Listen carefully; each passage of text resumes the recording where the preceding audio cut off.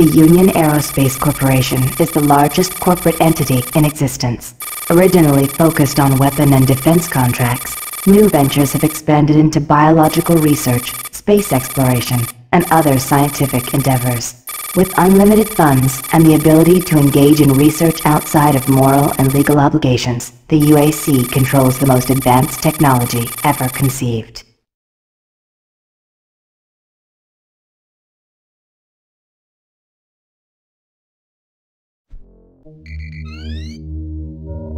Incoming transport detected.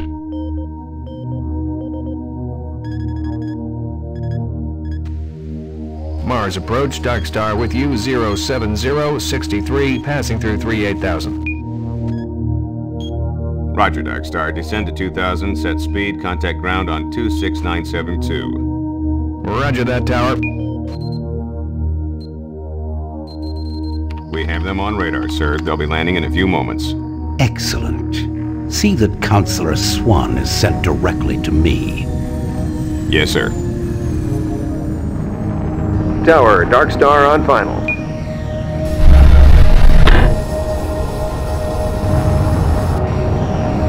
We've got you, Dark Star. You are set for lockdown. Welcome back.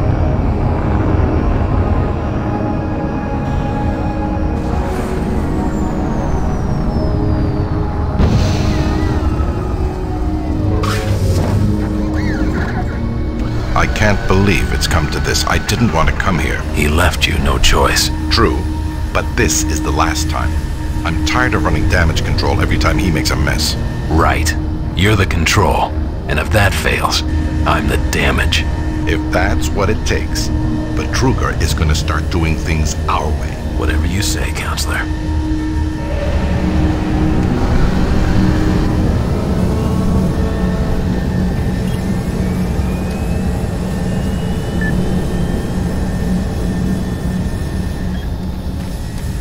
Welcome to Mars.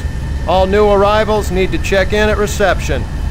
If you're looking for someone to help you, just head to reception. I gotta process the cargo log. I can't talk with you now. Welcome to Mars City, Union Aerospace's premier research facility. To expedite your processing, please proceed directly to reception. I'm getting off this rock, and you should too. If you're staying here, watch your back. You should be careful. It's not safe here. Trust no one.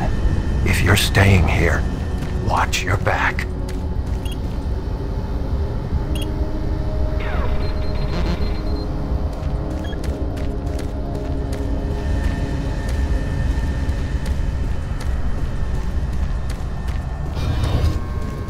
Welcome to Mars, Marine.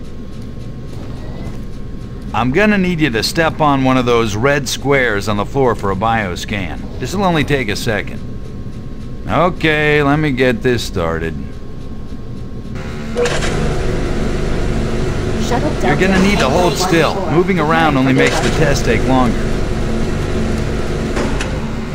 Alright, bioscan looks good. You're cleared for entry.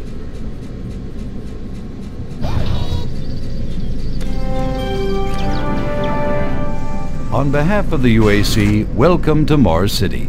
This facility serves as the central hub for all scientific research, Attention, archaeological Director study, Banks, and military please report operations. to Central Administration. Goal number one at the UAC is the safety... Welcome to Mars. First time? You can just leave your bag there. I'll have it sent up to your quarters. Okay, there's a few things we need to take care of first. This is your personal data assistant. You'll need this to access all secure areas. If you get clearance for any security zones, it'll download directly. It's important, so don't lose it. I see here that Sergeant Kelly has requested your immediate attention. Head directly to Marine Command. It's just that way. Follow the signs.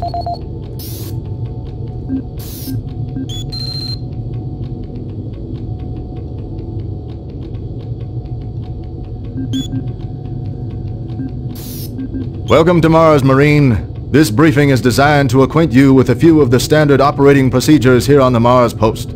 First and foremost, chain of command. All enlisted personnel are under the command of Master Sergeant Thomas Kelly. Sergeant Kelly will assign you to a security detail headed by a security chief. Please report to your security chief for all duty-related concerns. While on duty, please stay on your assigned patrol coverage area. All PCAs have been pre-designated to provide overlapping security and maximize efficiency. All personnel must have proper authorization in assigned areas. Be sure to annotate any discrepancies on your security inspection report. Safety is integral to all operations here on Mars. Handle firearms with extreme caution. Never discharge weapons in an area that may compromise the installation's structural integrity. Remembering these procedures is paramount to your success here on Mars. Keep in mind that you represent the greatest fighting force in the galaxy, and your actions are a reflection on the Corps. Take good care, and good luck on your new assignment.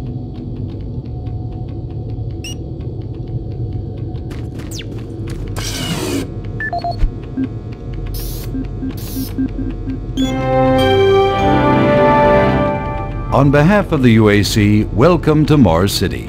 This facility serves as the central hub for all scientific research, archaeological study, and military operations.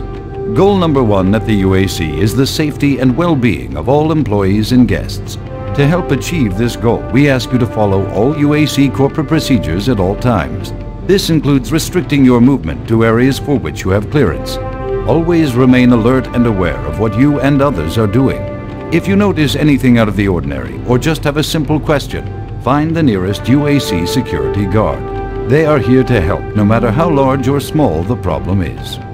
Our station on Mars provides a perfect blend of work habitats, recreational facilities, and social support structures. This ensures our goal of providing a true home-away-from-home experience for everyone. Keep this in mind as you help us pursue our groundbreaking research that is destined to transform the daily lives of everyone here and throughout the solar system. If you need more detailed assistance, please see your Human Resources Manager. If you are a guest, you may bring up any issue with your appointed UAC liaison. Thank you, and have a nice day.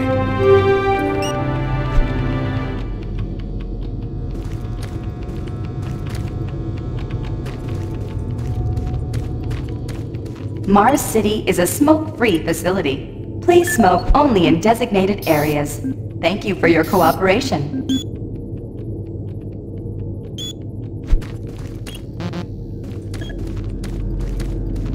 Haven't seen you before.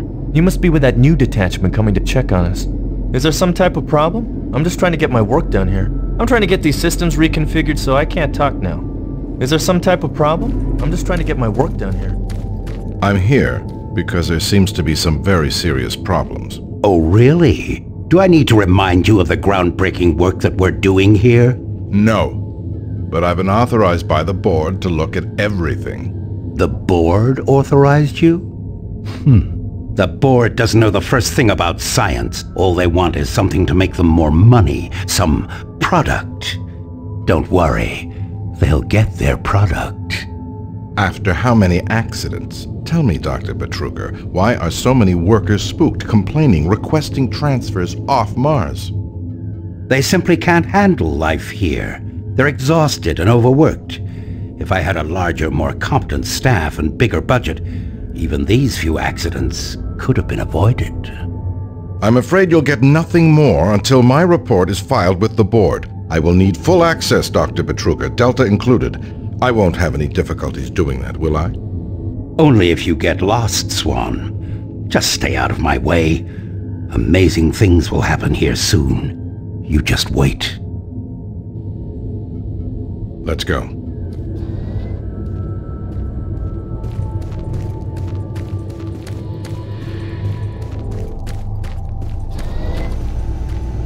I don't think I've seen you before.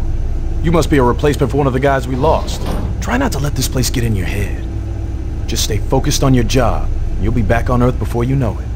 Not a lot to do around here, but watch your back. Try not to let this place get in your head. Just stay focused on your job. Yeah, I saw those suits arrive too. Weird. The UAC must be worried about something. I hear there's been more accidents in Delta. Accidents? That's good. Is that what they're calling them now? So, tell me, just what the hell is happening over there? Beats me, man. Look, all I do is repair the converters when they blow, okay? That's it. Fine. But what's overloading them so much? I mean, how much damn power do they need? I wouldn't ask him if I was you, man. I heard Travis started poking around and he got transferred fast. Didn't even see him leave. Hell, no one saw him go. Was here 1 minute, gone the next. Lucky bastard.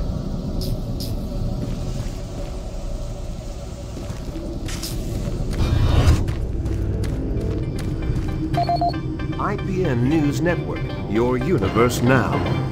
The Union Aerospace Corporation denied allegations today of several reports showing a growing military presence on Mars. A spokesperson stated that increased activity is simply a tactical deployment to outlying planetary sectors. Authorities continue to search for the activists responsible in Monday's bombing of a biomech production facility, resulting in the destruction of hundreds of biomech labor units. In space news, mining station Amman is reporting 9 dead and 28 wounded in what appears to be an ore canopy failure during routine operations. This is the 5th incident in a string of mishaps that have plagued asteroid strip mining facilities in recent months. Deep Space Probe Madridi successfully executed the first of 4 engine bursts designed to alter the probe's course, according to officials. The probe's logic core first requested the diversion following yesterday's discovery of a negative light object outside the orbit of Sedna. The probe is set to resume its outer system mapping mission next week, following further scans of the fluctuating anomaly. Faint signals continue to be received from the failed Europa orbiter, which is said to be further evidence of survivors in Thursday's crash. Union Aerospace, who funded the privately operated orbiter, stated that there were no survivors and the signal is part of the Navcom system's automated distress beacon. Critics of the massive corporation say the Europa signal is undeniably originating from one or more survivors, and the high costs of mounting a rescue operation have led to the UAC's refusal. In IPN's business news, Mixam Corporation has filed suit against rival company Moxim, claiming the company infringed on several pressure seal patents utilized in planetary bases. Moxim lawyers have threatened a countersuit, saying that Mixam creates inferior parts based on original Moxim designs. Senate Majority leaders this morning approved a nearly $80.2 trillion spending plan.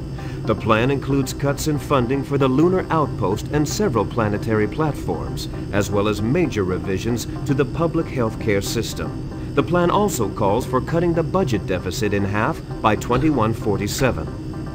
Gentech firm Rainyx met further resistance this week in its plans to introduce genetically manufactured health products on Earth. A longtime supplier to military and space sectors, genetically modified products have seen poor sales in the consumer market. Rainyx's latest medkit technology was slated to hit stores next month. For IPN News, this is Roger McKellen with Subspace News on the Hour. Miller, you hear about Corporal Allen? Yeah, they said he just lost it. Shipped home this week. We lose one, gain another. No shit. I wonder who they're gonna move to Bravo team now. Who knows? I just hope they don't take anyone from my squad. I hate pulling double shifts. I hear ya.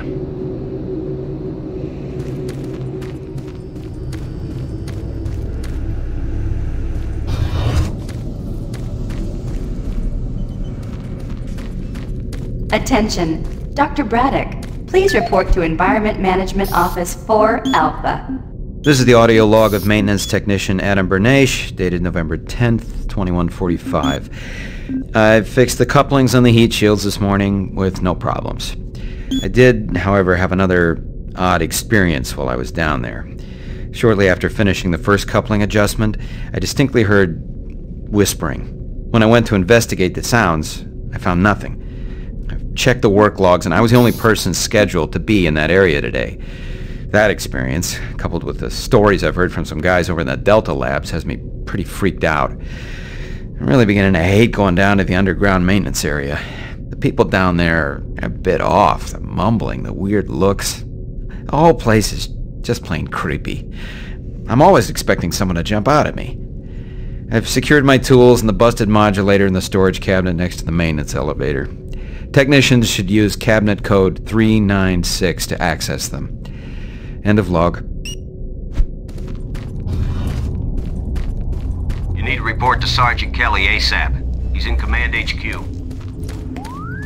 This is Delta Science Management. We would like to request another security team here in Delta. Yes, sir. Thank you.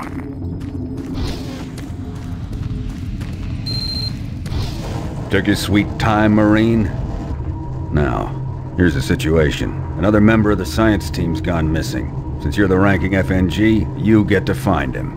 I want you to check out the old decommissioned comm facility. We heard he might be heading that way. The only way there is through the service passage under Mars City. I've programmed this sentry to guide you to the maintenance elevator. I hope you follow the sentry better than you've followed orders so far.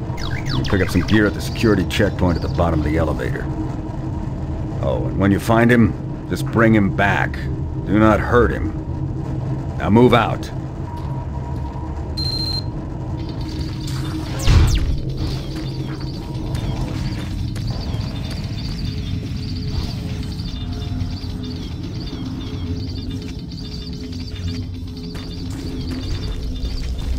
Attention UAC personnel. Interested in earning more credits? Volunteer at Delta Labs today. See your service branch director for more details. He said that he saw some strange creatures.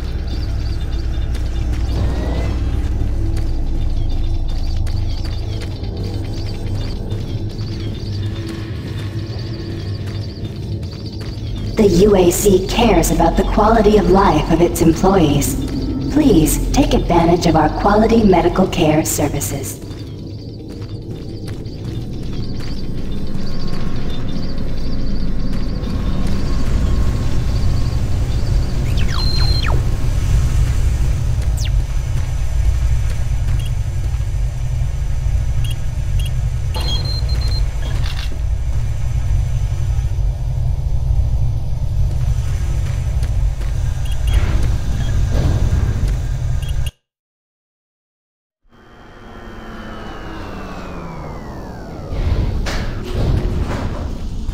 Welcome to the dungeon, Marine. Most unexciting place on Mars. I'm gonna need you to grab some armor and secure your pistol before I can pass you through security. Okay, grab your gear. Now you're ready for combat. Let me do a radio test. MarsSec radio check. Excellent. Good signal. Looks like you've been assigned the decommissioned comm facility. Just follow the main passage through the underground junction, then straight out. You'll have a quick evac. And what better way to see the Martian surface than to run across it? Okay, you're all set. Oh yeah, keep in mind, civilians are working down here. Don't get excited and shoot any. Hey, don't touch that. Excuse me.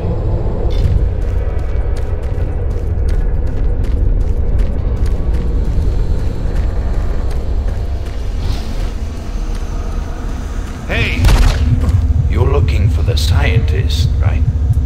I'm not sure you want to find him. You see... never mind.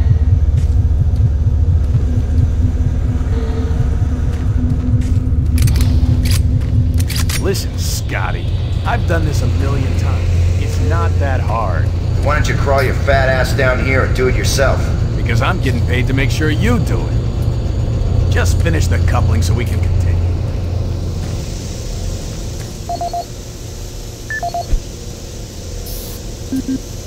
This is Grant Baston, your Environmental Services Supervisor. The date is October 19th. I've been hearing an alarming number of reports on some, unexplainable things. Being on another planet and working underground has always been a little spooky, so we always have the occasional report of strange things. But what is worrying me is the fact that the number of these reports are up by a lot. People are truly frightened. The rumors we're hearing about experiments from the Delta Complex are not helping. The power fluctuations aren't helping at all either. Having the lights flicker constantly and losing power for several minutes at a time is scaring everyone down here. I'm doing my best to keep people on track, but we're continually short-handed. Someone's reporting in sick almost every day. I'll keep my director apprised of the situation, and will continue to log reports as I get them.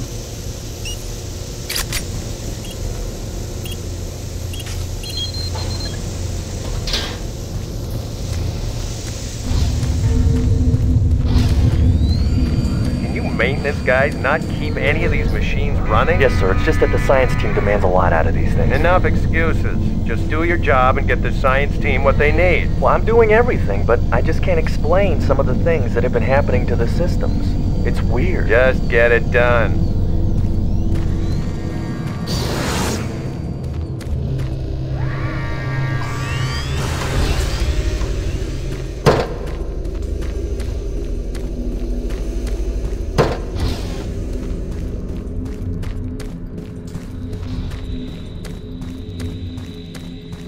You're that new guy headed for the old comm center, right?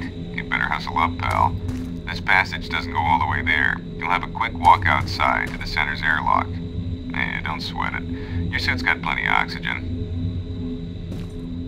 Well, what the hell are you waiting for, Marine? Get going.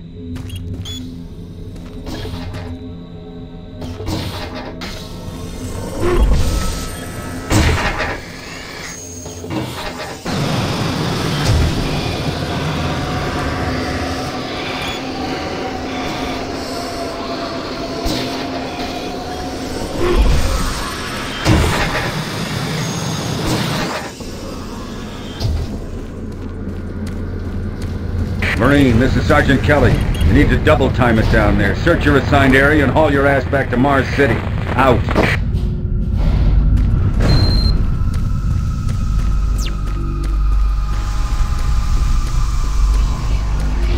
Huh? No, no, please. You must let me get this communication out. They have to be warned while there is still time. I can't let... You don't know what I've seen. You can't possibly understand or comprehend. The devil is real. I know. I built his cage. I'm getting abnormal readings here. This is bad. Oh, God! We can't hold these levels. We're losing it! Lord, help us!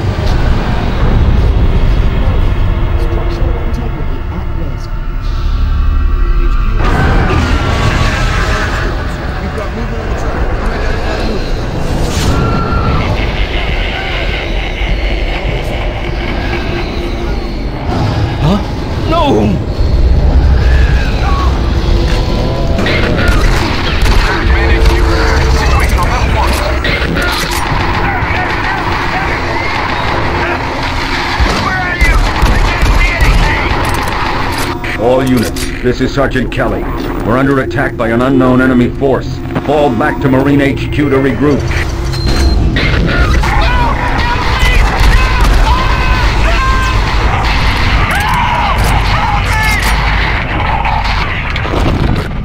I say again, fall back to Marine HQ and await further orders.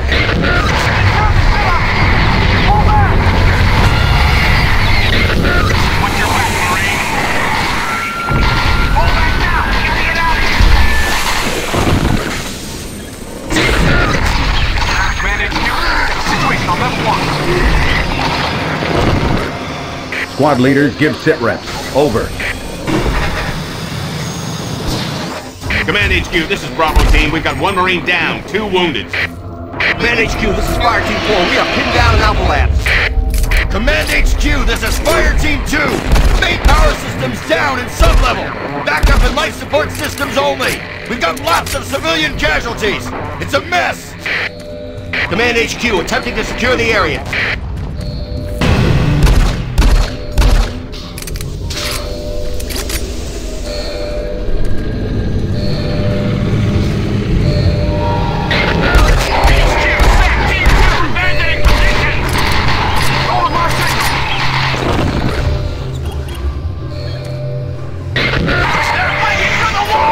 All units, this is Command HQ. Report directly to Marine Headquarters and await further orders. Code red! We got a code red!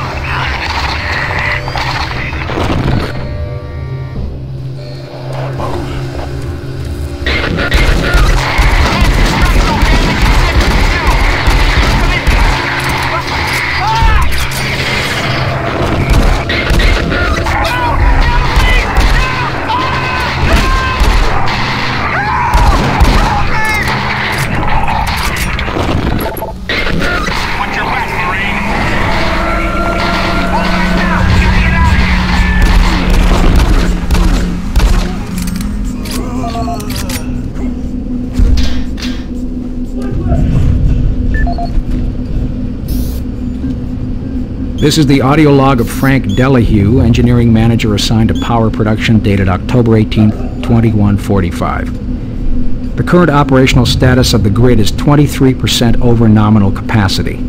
I've increased work shifts to 12 hours a day for all personnel to keep up with demand. The constant and increasing load from the Delta complex is causing havoc. We are going to start losing critical systems if we have to sustain these levels much longer. I request clearance to requisition parts from other departments in order to maintain our equipment.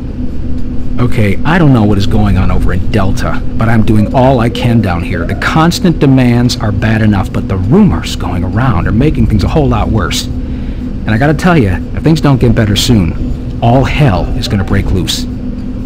This is the audio log of Frank Delahue, engineering manager assigned to power production, dated October 24th, 2145. Reclamation problems continue to plague the main processor. 2 more valve overloads on that unit in just the past week. These overloads can destroy the valves, causing very dangerous fire, jetting with enough heat to incinerate sensitive equipment nearby. To date, we've had only 1 reported injury as a result of these valve failures, and this is due in large part to the quick response of the engineering team. Our procedure of entering the failure code 842 in the operation terminal has proved adequate, and I recommend no changes in that procedure.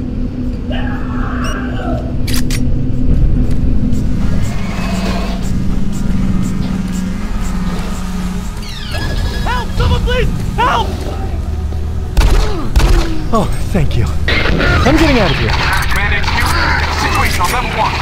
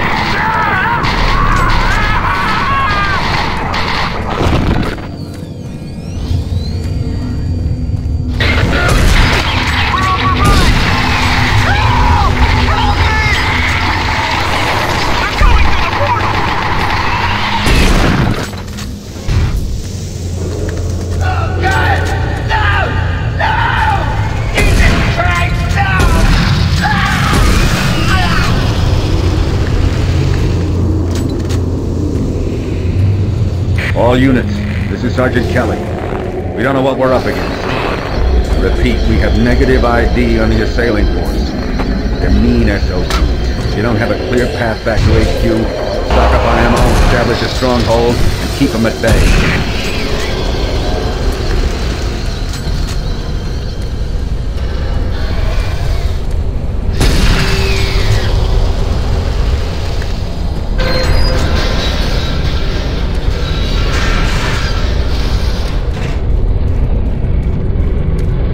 HQ, this is Bravo team. We've got one man down and several wounded. We are incoming and need medical on station stats. Command HQ, this is Fire Team 2. The monorail track is destroyed. Unable to secure safe transportation back to base. Over. Roger that, Fire Team 2. Fall back to the nearest station and set up a CP there. Out.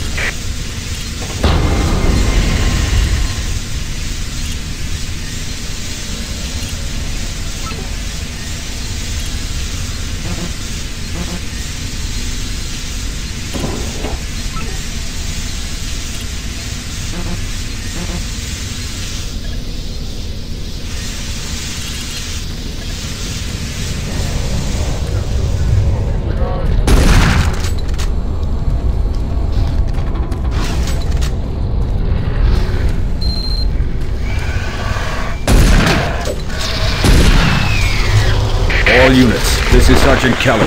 Fall back to Marine HQ and await further orders.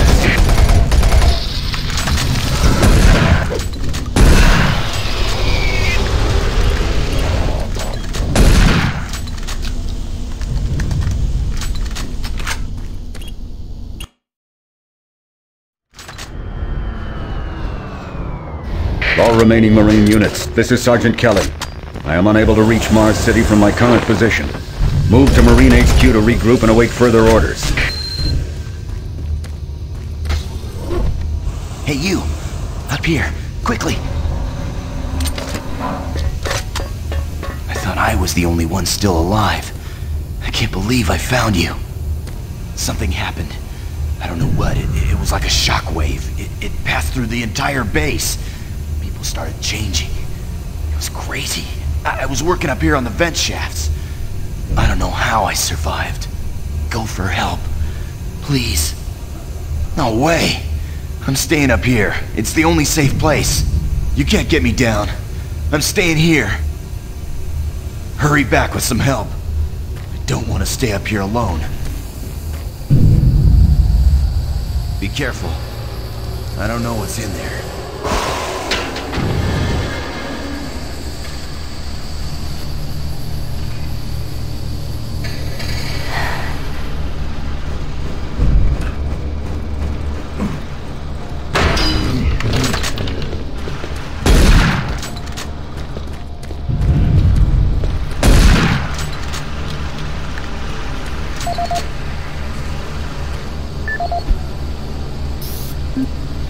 This is Mark Stanton, Manifest Controller, currently stationed at Mars City.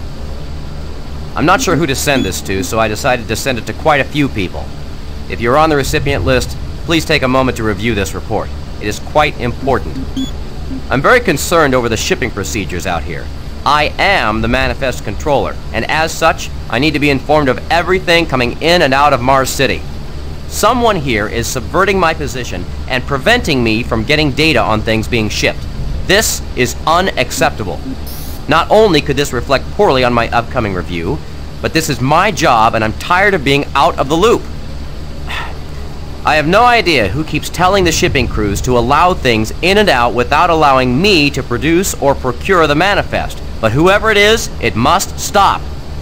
One of the dock workers actually told me to piss off when I tried to stop one of the last containers from going straight to Delta. I immediately filed a report and will follow up with the transit manager next time I see him. End of log.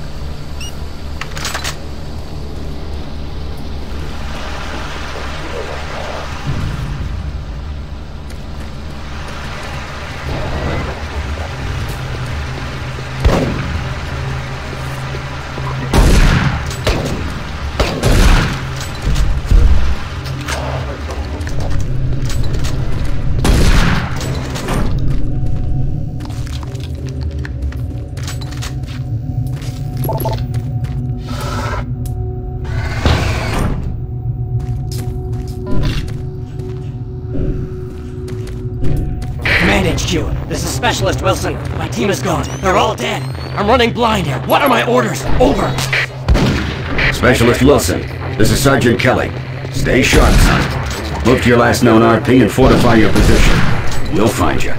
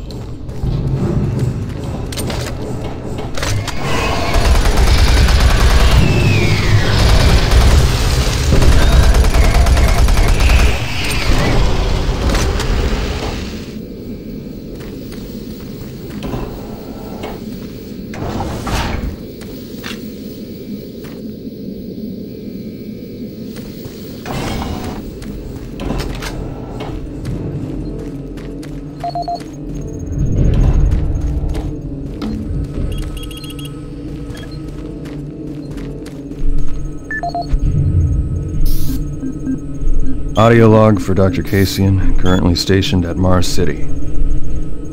I have just left the weekly status meeting here in Medical. The most prominent topic was the vast number of psychological issues we are seeing as of late. The number of reports indicates that 10% of the overall base personnel have shown symptoms. As many people will not come in for this type of thing, the number of affected personnel could truly be in the 30 to 40% range. It has even manifested itself here in Medical. We have several nurses and a couple of good doctors out for related reasons. I'm going to formally request 2 additional psychiatrists on the next shuttle from Earth. The 2 we have are being overworked, and the content of their sessions with patients is starting to affect them as well. Dr. Kasian out. Dr. Mark Kasian, at 1547, patient Jonathan Wills was admitted after complaining of insomnia and nausea. According to the nurse, Mr. Wills was calm and exhibited no signs of disorder when he was brought to exam room 5. However, by the time I reached him at 10 after 4, his personality had changed dramatically. When I entered the room, Mr. Wills lunged at me with a scalpel he apparently stole from a supply drawer. With the assistance of an orderly, we managed to subdue and sedate him without injury. Mr. Wills was heavily medicated and could not be diagnosed, but in the 20 minutes he was left unattended, he managed to carve 3 symbols in his arm and cut his own tongue into 2 halves. I can only guess at the cause of his problems. I hope that additional psychiatrists arrive soon. In the meantime, in response to this assault, all medical supplies and armaments will be locked in a secure hospital cabinet with the code 347. Dr. Kasian out.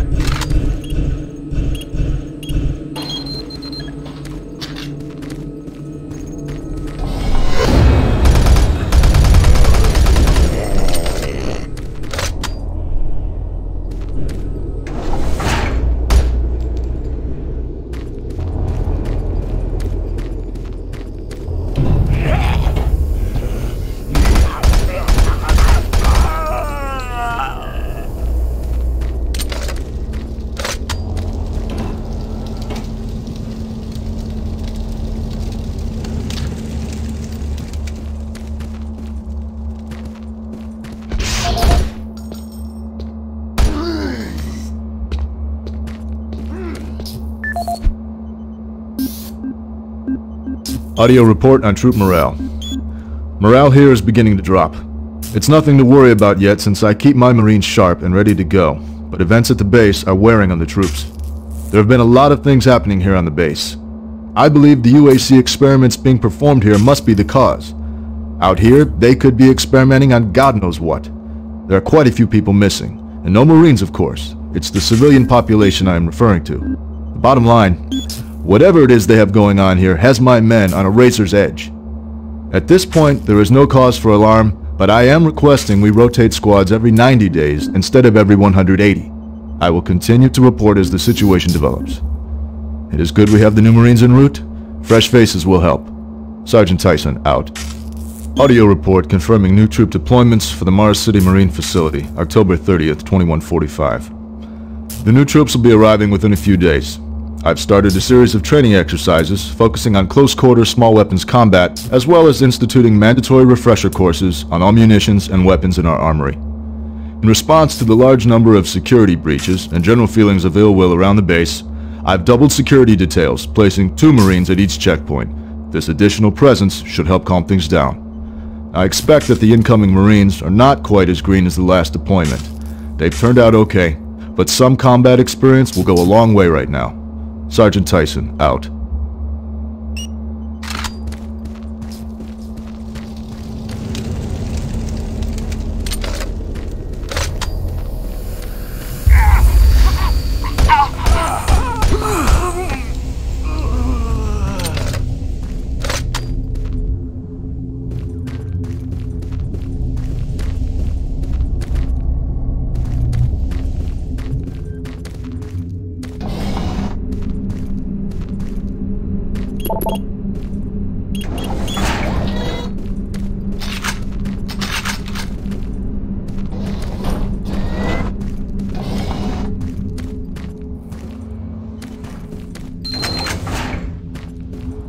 connection established.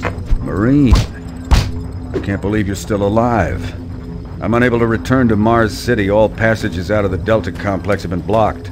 I'm setting up a command post here. I can monitor status reports of the entire base from Delta Central Authority and communicate with other Marine teams. It's your mission to link up with Bravo Team and get that transmission sent. Head toward Alpha Labs. It's the fastest way to find them. I'll update your PDA security clearance from here.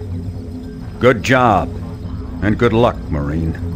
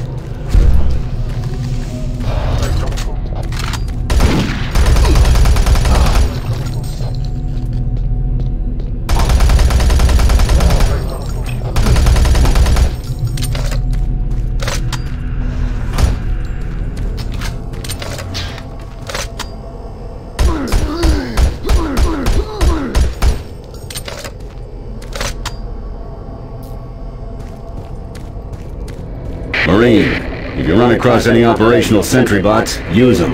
Those guys pack a lot of firepower. The UAC is here to help you. Psychological services are free and confidential.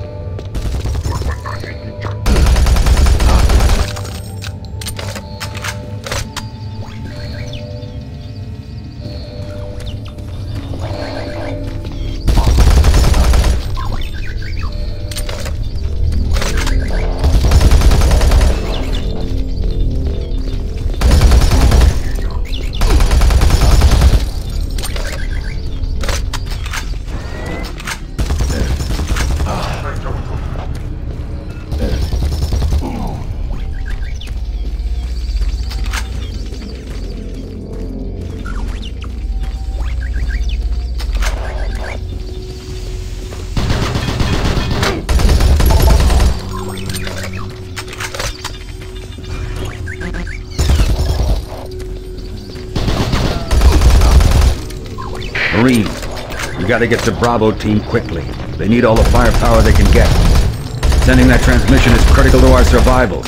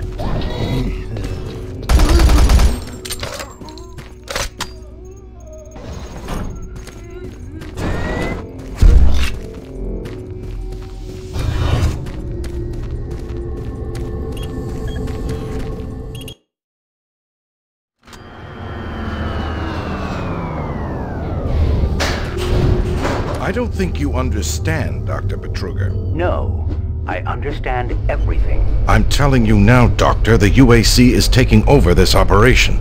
Operation? Is that what you're calling it? The situation is out of control. It's not out of control, Swan. You are. I'll manage this, and you and your flunky will be taking control of nothing. Do you understand? Yes, Betruger. I think I do understand. Okay, Plan B.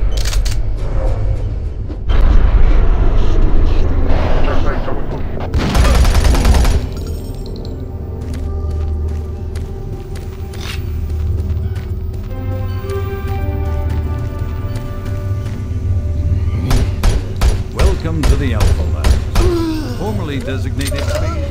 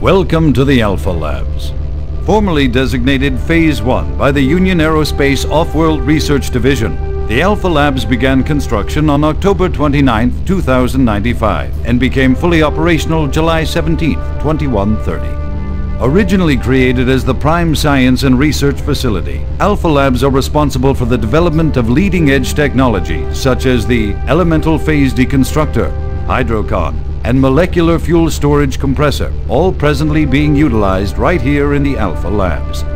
These endeavors have allowed for much-needed expansion into the UAC's current leading research facility, Delta Labs, where Union Aerospace is opening all new opportunities in research and development. With continued investment and hard work, the Union Aerospace Corporation strives for excellence and is committed to building a better tomorrow.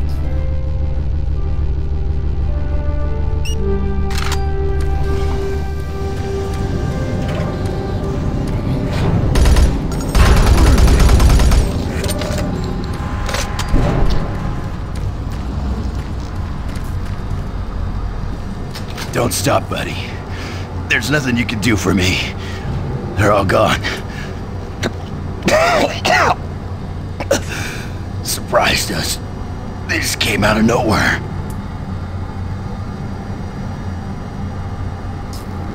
There's still a few squads operating, but they're all cut off from each other. Try to find them.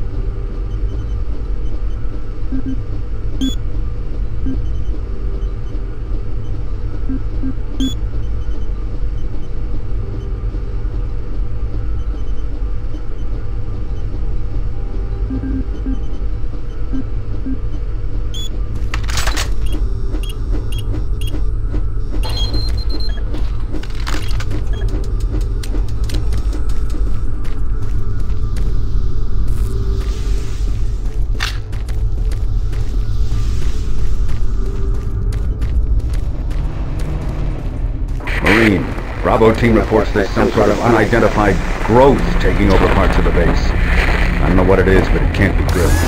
Stay sharp.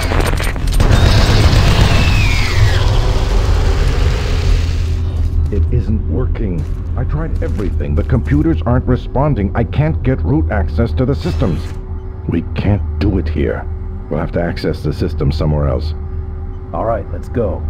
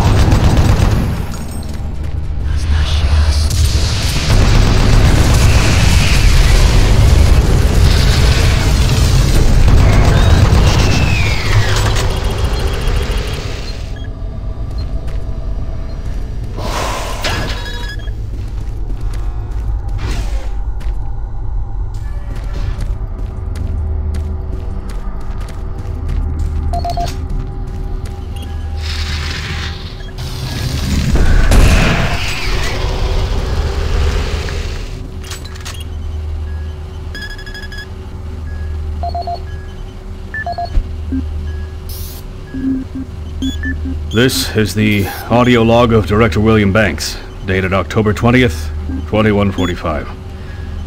It has come to my attention that we have an alarming number of missing personnel throughout the base. My office has received 4 additional reports from Delta in the last week alone, mentioning that personnel are not reporting for work and that calls to their quarters have gone unanswered. My office has sent the names of those personnel to Mars City Security, and they have promised to initiate an investigation. But this news is very disturbing, especially at a time when we have so many people in the infirmary suffering from sudden cases of schizophrenia and other psychological disorders. I hope there is no connection between those cases and these reports of missing personnel. This is the audio log of Director William Banks, dated October 5th, 2145. It has been brought to my attention by Environmental Services that the recent power grid changes have caused many non-critical systems to malfunction. The report explains that this is due to either intermittent power outages or lower than optimal voltage input. It also says that sufficient power distribution to all non-critical systems is becoming more difficult to maintain, thanks to Dr. Vitruger and his so-called optimizations to the energy stores in and around the facility. I assured the Director of ES that I would file a report with Central Authority over this. This is Paul Simon, Security Specialist in IT. Our network security has been breached several times over the last few days. Nah, it looks like it may have been going on longer than that, but whoever did this really knew what they were doing. They covered the tracks really well. I just happened to notice some log anomalies, or it would still be going on. The intrusion came on an encrypted carrier signal from the Delta complex. They piggybacked the virus on one of the supercomputer requests, and it peeled itself from the data stream once it was inside our firewall. Someone on the inside there has to be responsible. Unfortunately, due to security in that complex, I can only tell it came from within Delta. There's no way to identify which machine or even which lab it came from. Whoever was in our system had access to all personal data, including medical reports. My team will be monitoring the network closely in the next few days, looking for anything unusual. End of log.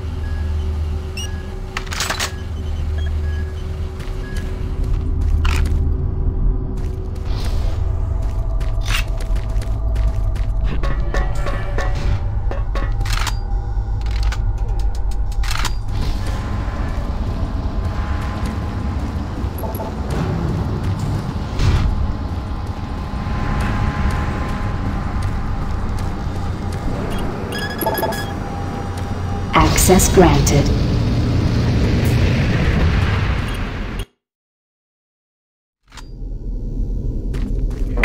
Marine, I've received a report that you haven't reached Bravo team yet. You need to pick up the pace. Can't wait for you. Reaching the communication facility quickly is imperative.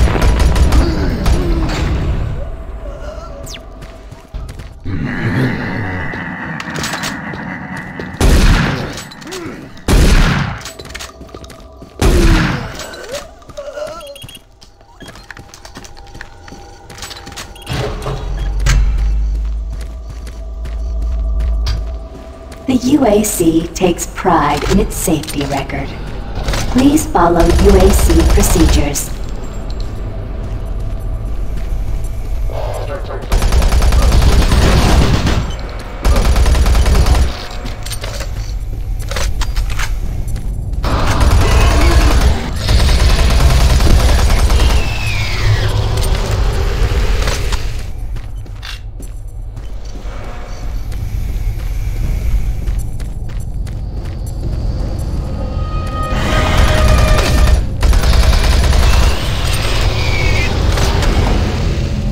For generations, humankind has lived under the looming specter of slowly dwindling natural resources. Our new ventures on planets like Mars have only intensified our need to find fresh sources for metals, petrochemicals, food, water, and minerals. To meet that, UAC researchers have developed dramatic solutions. Solutions that will certainly offer the UAC the entire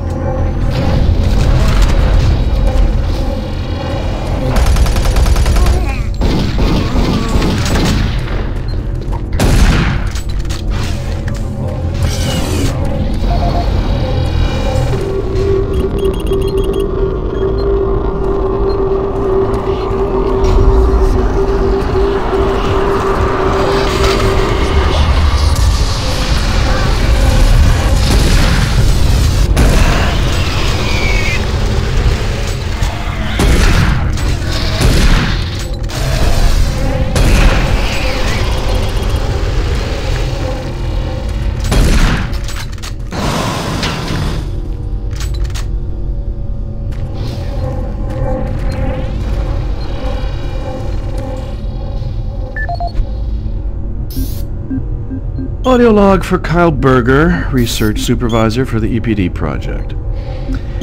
The elemental phase deconstructor is fully operational, and the research data we have gathered so far is very impressive. Unfortunately, we had a terrible accident last week. Research assistant Patterson was calibrating one of the quark emitters in the chamber, and witnesses say he appeared to see something. It's almost like something was talking to him, and he backed right into the particle beam. It was not a pretty sight, as it took off the backside of his head. He lived a few minutes, although I'm not sure you could consider that living, but they say his eyes rolled back and forth, and he was trying to talk, although after losing that much brain matter, I'm sure it was his reflex actions. Anyway, due to this, I have enacted new safety protocols in the lab, and we have stocked one of the storage cabinets with emergency medical supplies. The code for the cabinet is 752. End of log.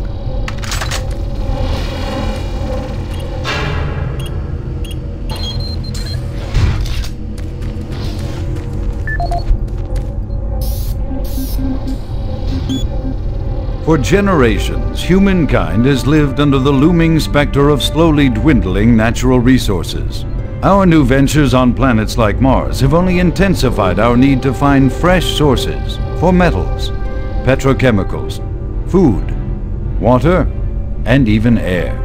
To meet that need, UAC researchers have developed dramatic solutions. Solutions that will soon pay off for the UAC, its investors, and indeed the entire human race. Mars itself is our chief ally and the key to our solution. Look around at its vast red deserts, rich in naturally occurring iron oxides. They are the raw materials of our future. We have developed a process that destabilizes the atomic structure of pulverized iron oxide and separates it into subatomic particles, which are then siphoned off to create new elements. Like alchemists of old, the elemental phase deconstructor allows us to transform red Martian soil into clean air, fresh water, and hydrogen fuel, the building blocks for a sustainable, human-friendly Martian environment. And this is only the beginning. With continued research, we envision creating ever more complex molecules, even organic matter itself. Atom by atom, the UAC is building an ever brighter future for humankind.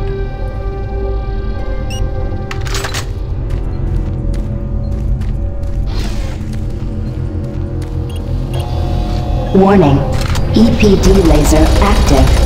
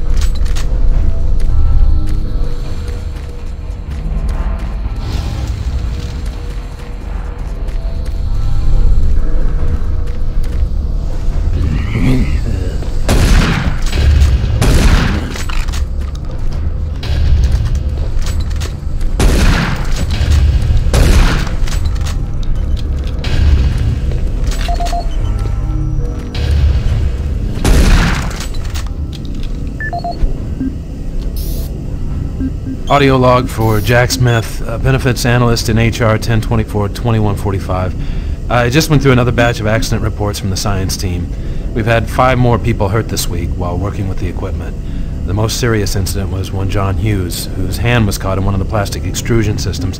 He was performing maintenance on it and states that he unplugged it and had the safety key in his pocket.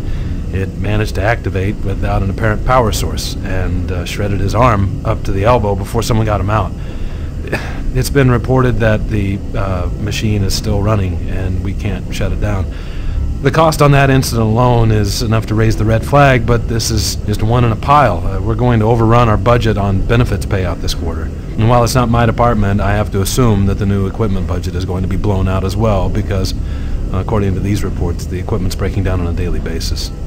Please mark this for review at corporate. End of log.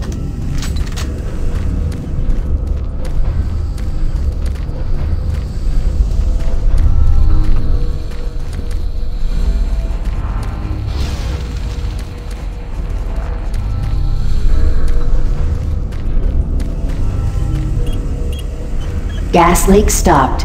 Fire extinguished.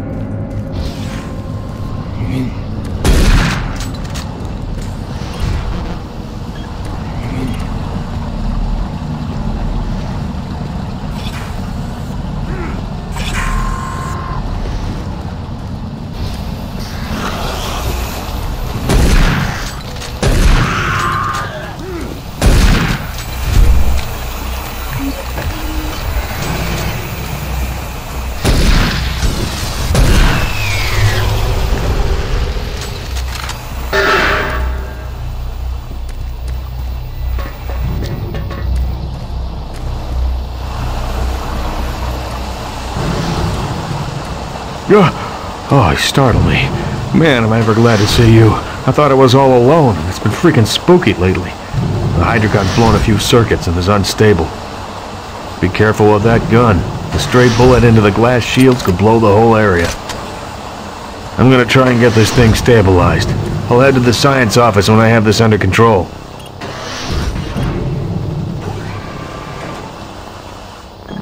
If I don't get the hydrogun operating within acceptable levels, it could blow. I need to stay here and see if I can get this thing running safely.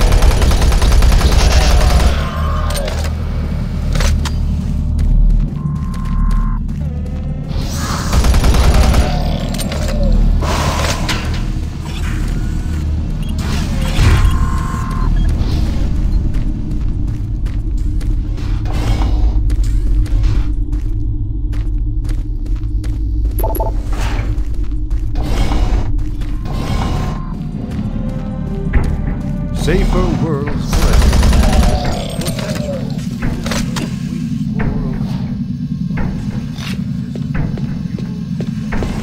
As part of its ongoing commitment.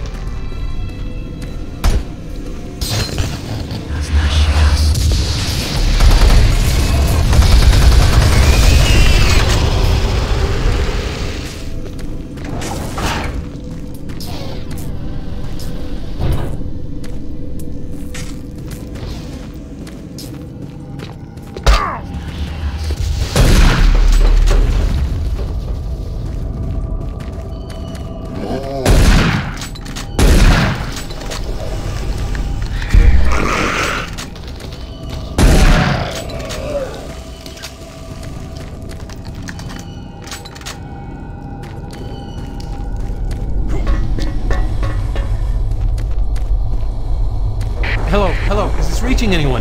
I'm broadcasting on a very low frequency. If you can hear me, I'm not far. Please help me. I've locked myself in storage room C4. Please, if anyone can hear me, please help me.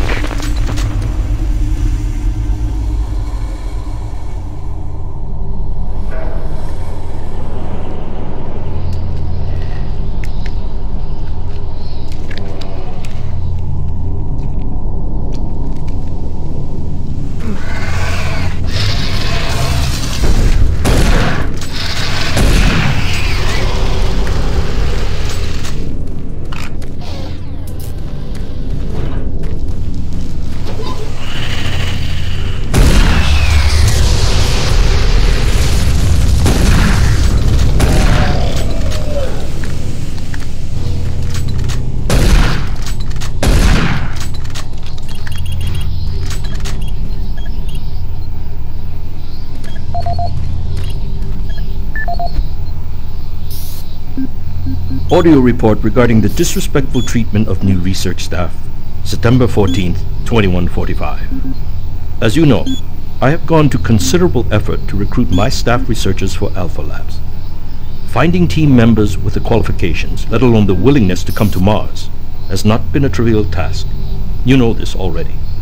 But it is necessary that I emphasize why their complaints must be taken seriously. We won't be able to keep our people or recruit new researchers if the harassment continues. No, harassment is exactly the right word. I'm routinely getting reports of UAC security asking inappropriate questions and submitting my staff to unnecessary background checks. I must insist that we be allowed to keep our personal lives private and be left to complete our assignments without further delays. If there is some kind of security threat, I suggest that UAC security look more deeply into their own staff. This is Andrew Chin, end.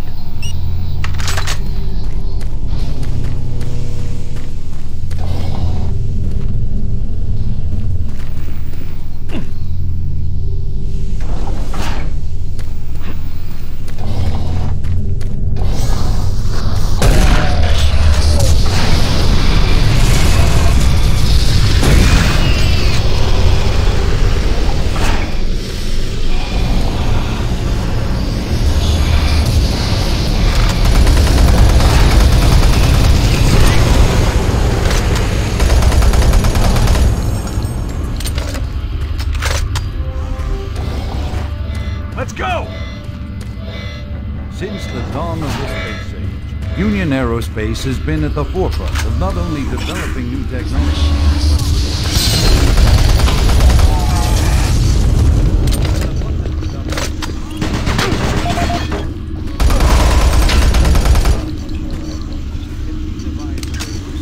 and deliver that fuel to make space research. Marine, Bravo team reports they've located your position but are unable to move to your current location.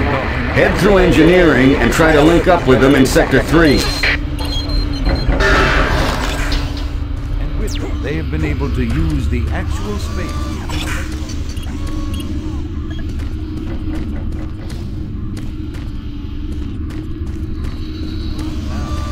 Would once take up half the payload of an interplanetary ship.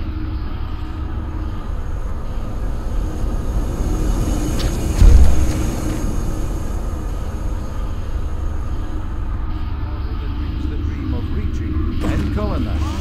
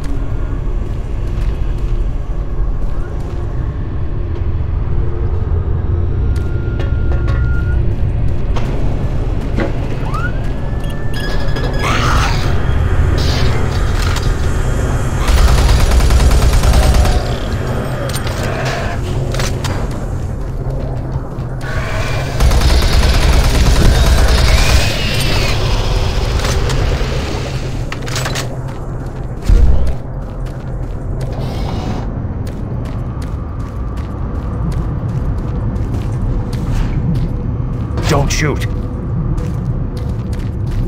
I can help you. The lights are all out.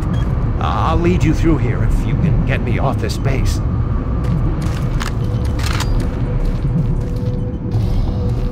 We can't stop. We've got to keep moving. I can't talk now. Let's go. Electromagnetic pulses have knocked out the electrical systems in this area. Watch out. A big one could knock out ours. I can't wait.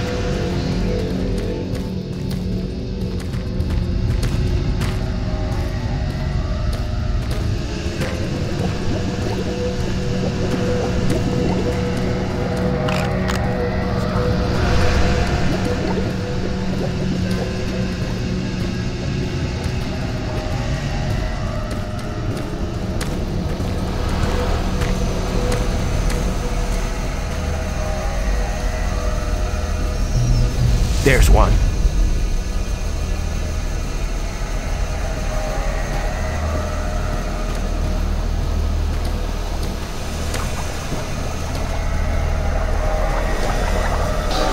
What was that?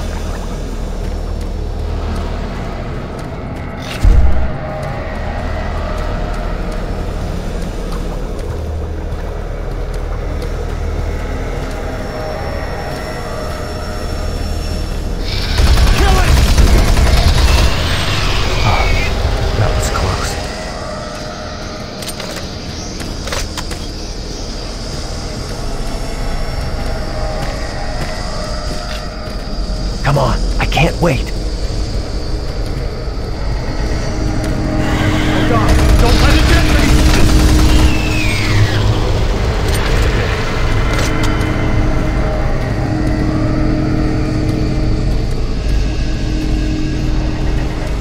Hang on, here comes another.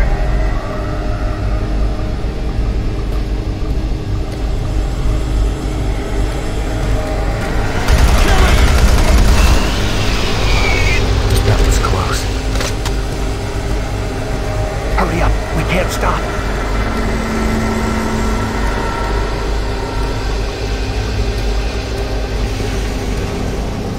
Oh God, don't let it get me! Oh, thank God it's dead.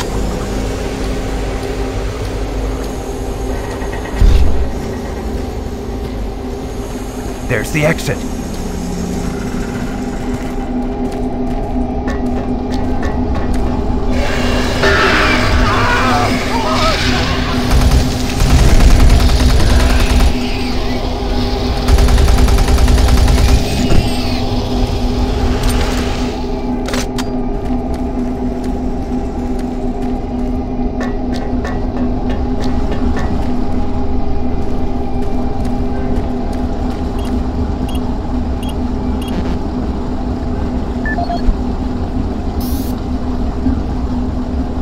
Audio log for Walter Connors. The MFS compressor is producing fantastic results. The latest modification I made to the dilation matrix were the real key to the recent breakthrough.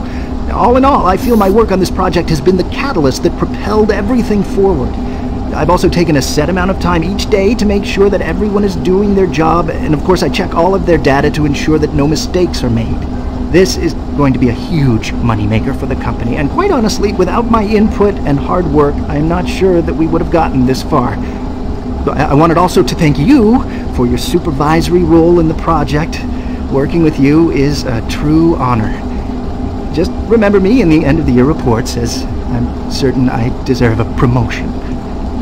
Walter out.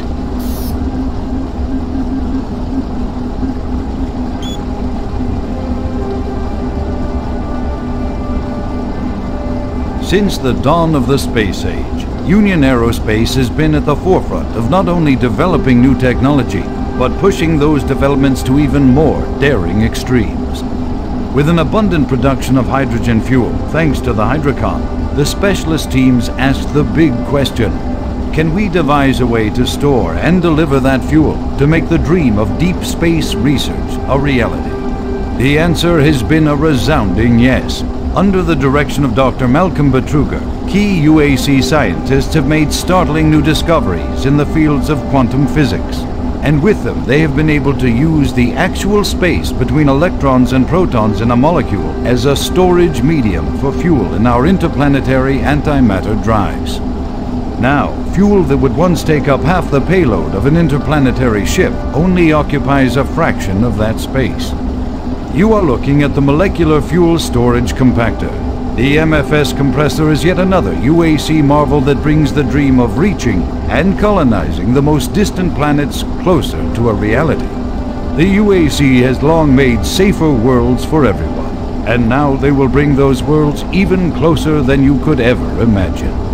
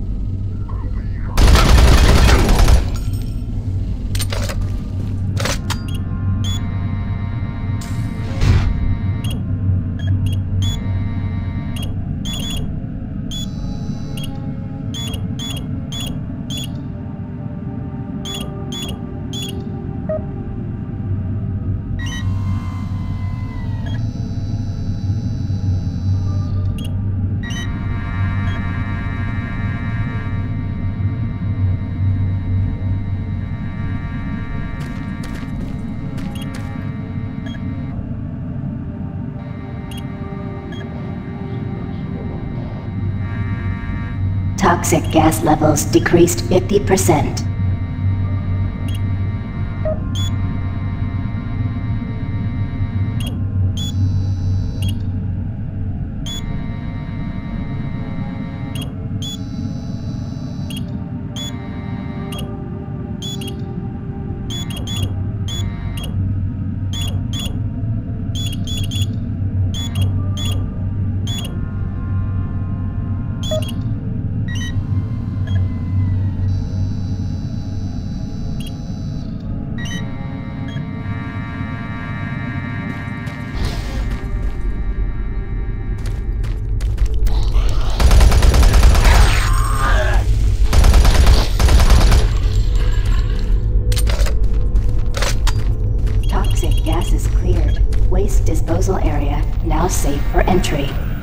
Marine. You gotta pick up the pace. We got more men down. Bravo team is barely holding their own.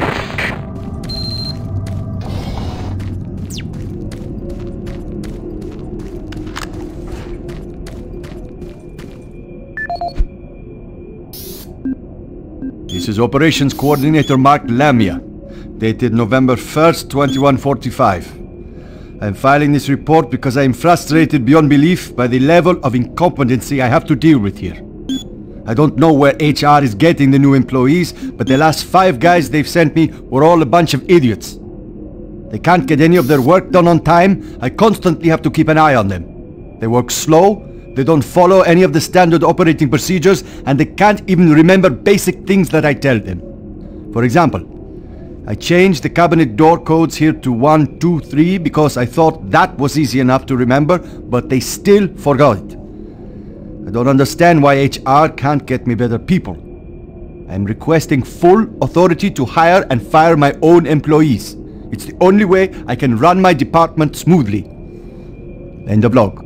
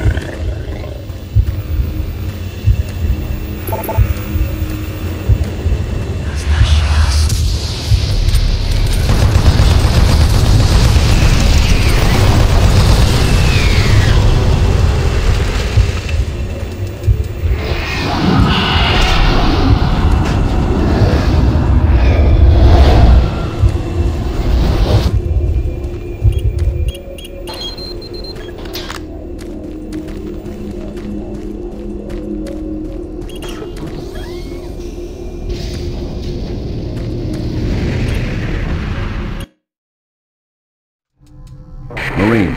I was able to locate your position. Core comm systems are beginning to malfunction and shut down. Massive service disruptions throughout the entire base. I don't know how long I'll be able to track you. Bravo team has just entered the N-Pro plant. Pick up the pace. You aren't far behind. Hey you! Can you help me? I'm trapped in here. Release, thank you.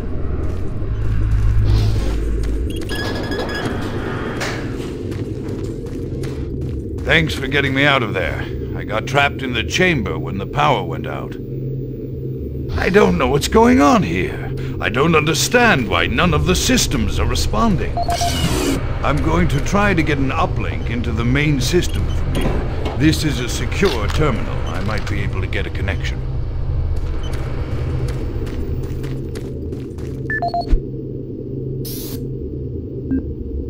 Security log number 3072 for Delta Security Chief Michael Abrams, November 15th, 2145. I've just come from the Armament Division where I was issued one of the new BFG 9000 series weapons. Well, they weren't kidding about how much lighter it is over previous prototype models. Won't be so bad carrying this one around. Anyhow, for a couple of weeks now, many of the security teams have not been following proper reporting procedures.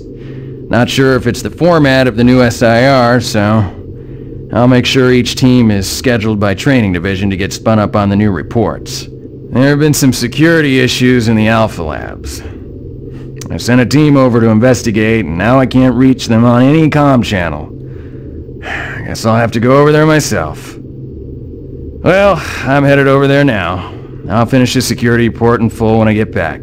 Oh yeah, one more thing. I'm gonna leave this BFG locked in my office for now. Please have IT security change my door code to 901. Sure as hell don't need anyone messing around with it. Chief Abrams, end of log. In a quest to provide armies with a well-balanced set of weapons, the UAC looked to the past when designing and manufacturing the newest line of Mach 2 chain guns.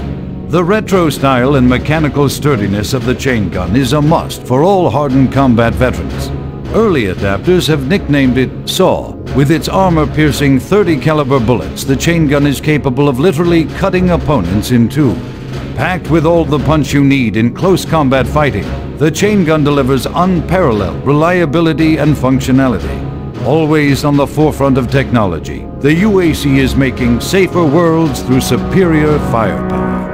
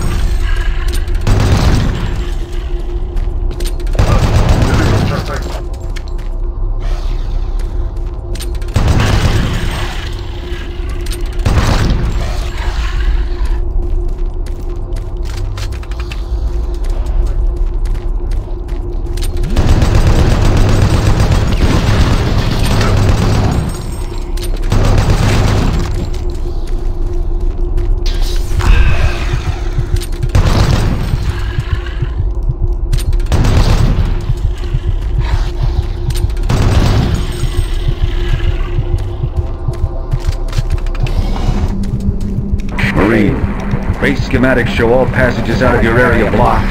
The only way through is by traversing the EFR, mechanical subsystem with two possible routes through it. Activating the system will get you a direct route, but it's dangerous. Extending the service bridges is safer, but the lighting systems are fried. Make your choice, Ray. Good luck.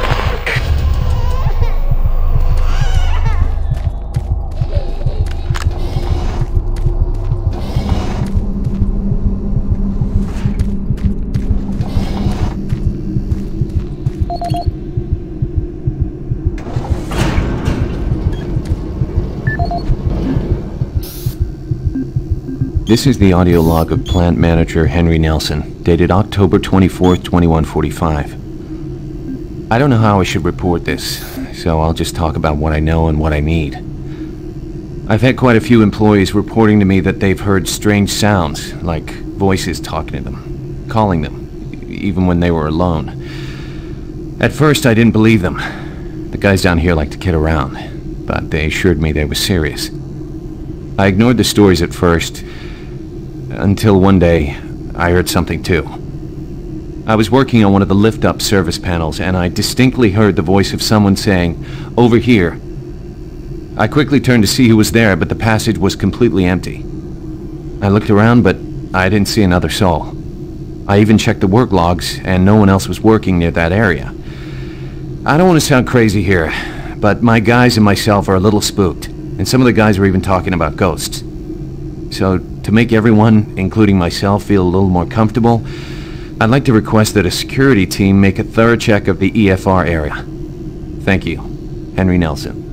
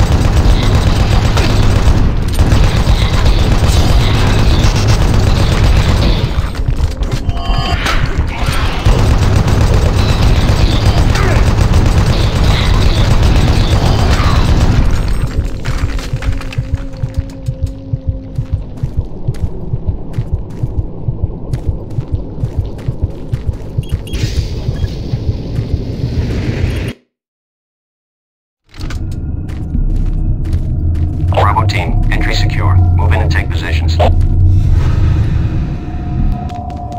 Quiet. Did you hear that? This is lead. Give me status. Always clear. There's nothing here, Sam.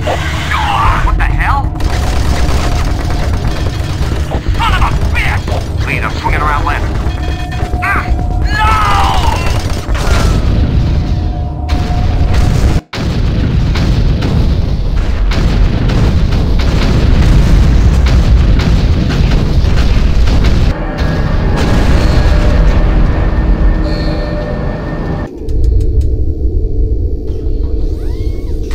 Warning.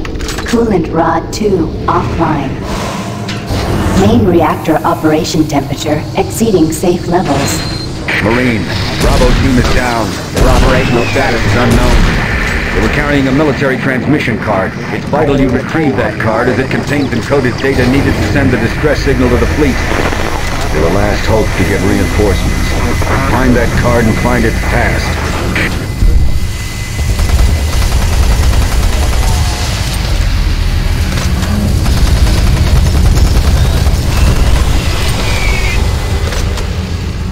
Attention. All personnel evacuate the facility.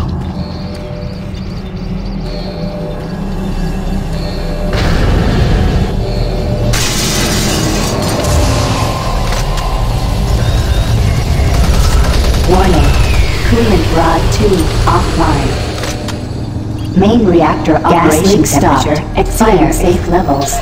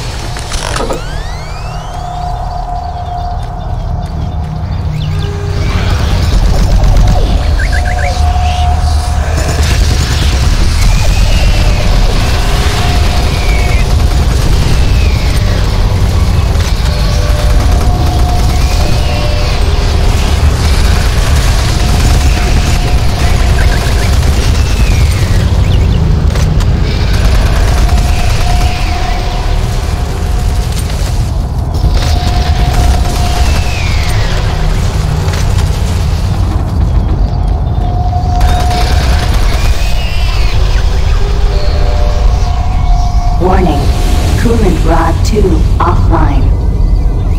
Main reactor operation temperature exceeding safe levels. Warning. Coolant rod 2 offline. Main reactor operation temperature exceeding safe levels.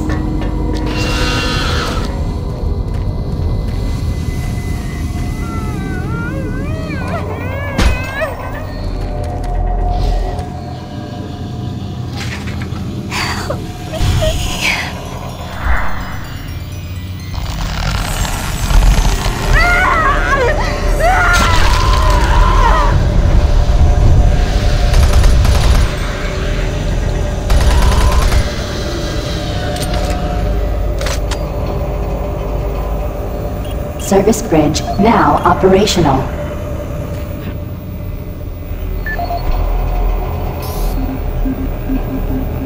Paul Rad, Chief Technical Officer for the Enpro facility. During my weekly inspection of the coolant system, I discovered yet another safety violation. As I've stated repeatedly, our service manuals must be followed to the letter. Now this includes changing back filters for the coolant system on schedule and not when maintenance gets around to it. As you know, unclean back filters will create pressure inside the coolant system's release tubes. Even a minor disruption in a release tube can dislodge or destroy its coolant rod, overheating the core, and possibly sending the entire facility up in smoke. Now let me be clear, if I see this again, the team responsible will be transferred to sewage treatment before the day is over. Paul Rad, Chief Technical Officer for the NPRO facility. I appreciate UAC's concerns following the number of stress-related illnesses spreading throughout the base. However, I don't understand why we require such a large detail of armed security bots in NPRO.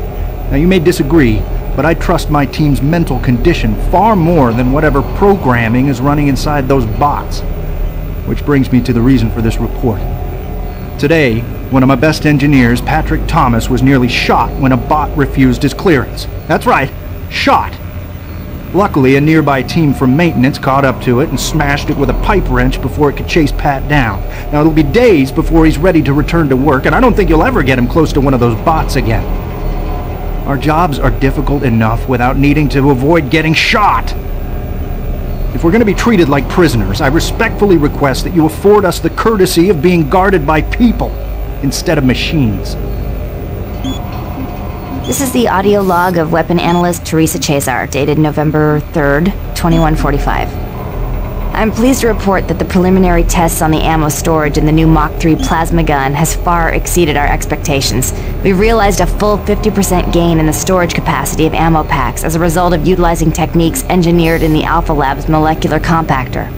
I believe with the ongoing compaction research, we will reach our goal of 3 times the plasma storage currently available in standard ammo packs. I would also like to mention that all of the employees here at the NPRO plant have been very helpful and quite eager to accommodate all of my requests. For security reasons, I've locked the plasma gun and the extra ammo in locker 063 with door code 972. End of log.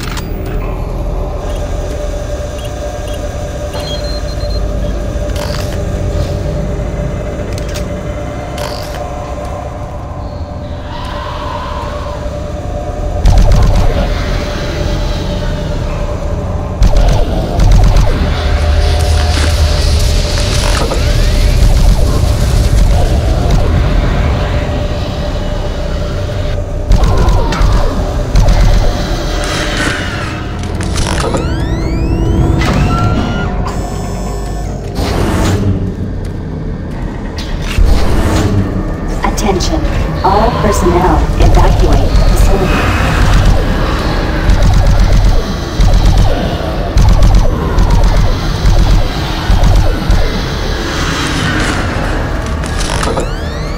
Hazard doors sealed. Please contact plant management for immediate assistance. Warning, reactor core temperature 235 degrees Celsius.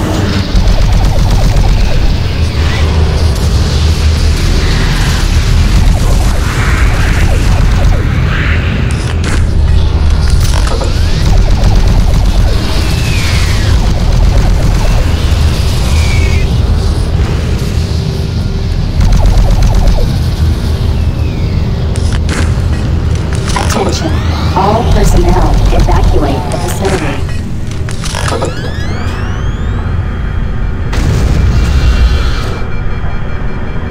Warning, reactor core temperature 585 degrees Celsius.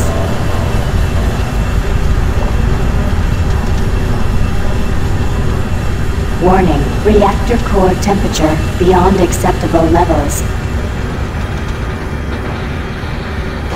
Marine, you gotta find that transmission card. If Swan gets his hands on it, I don't know what he'll do.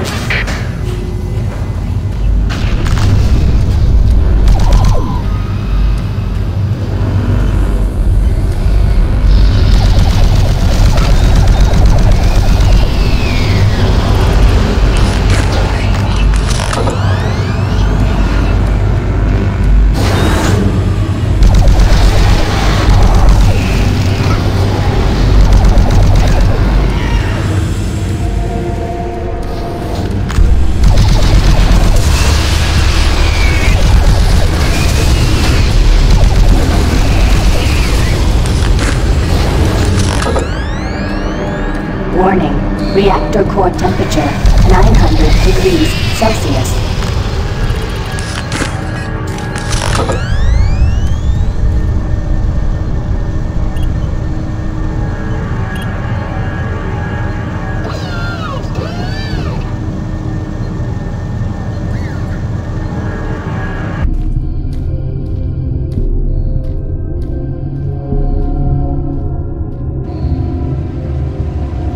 Do you see the card? No, sir. Okay, let's get to the communications facility. We can stop the transmission from there. Whatever you say, Counselor.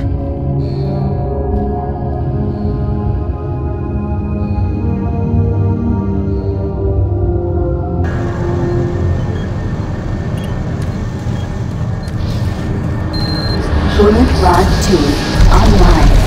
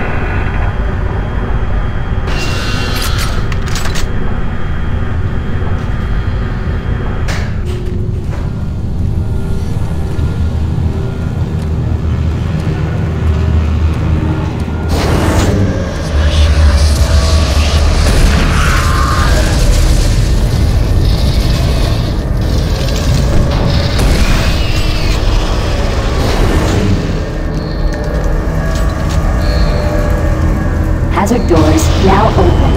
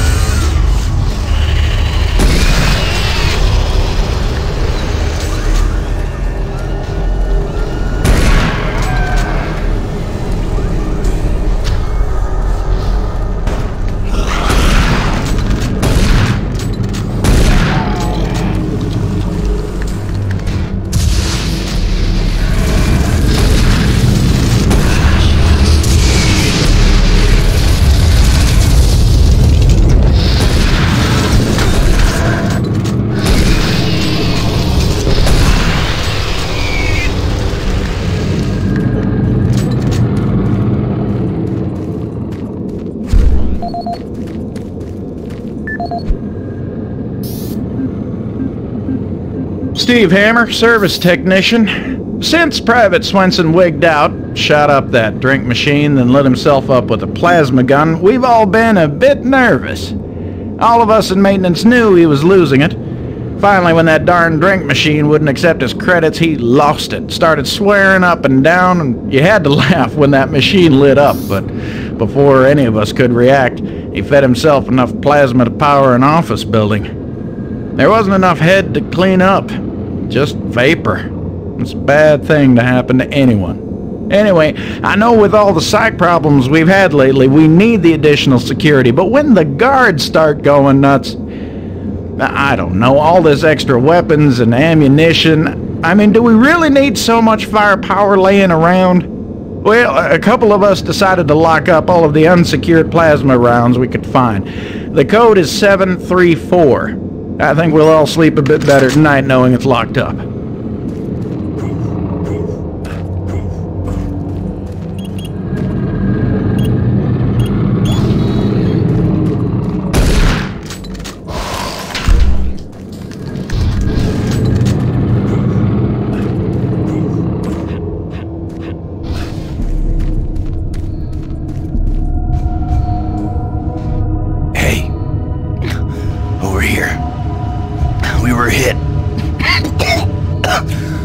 I don't know how much farther I can go. Here, take the transmission card. We can't stay here. Isn't safe. We better move. What? No!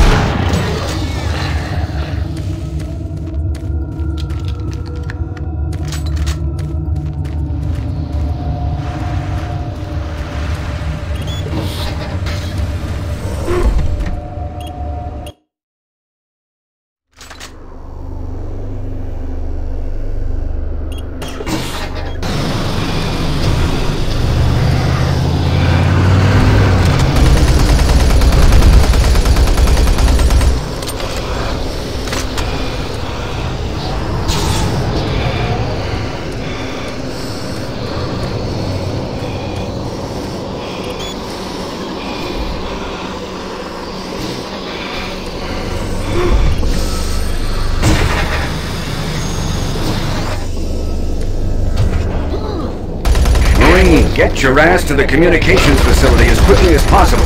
You gotta get that message to the fleet.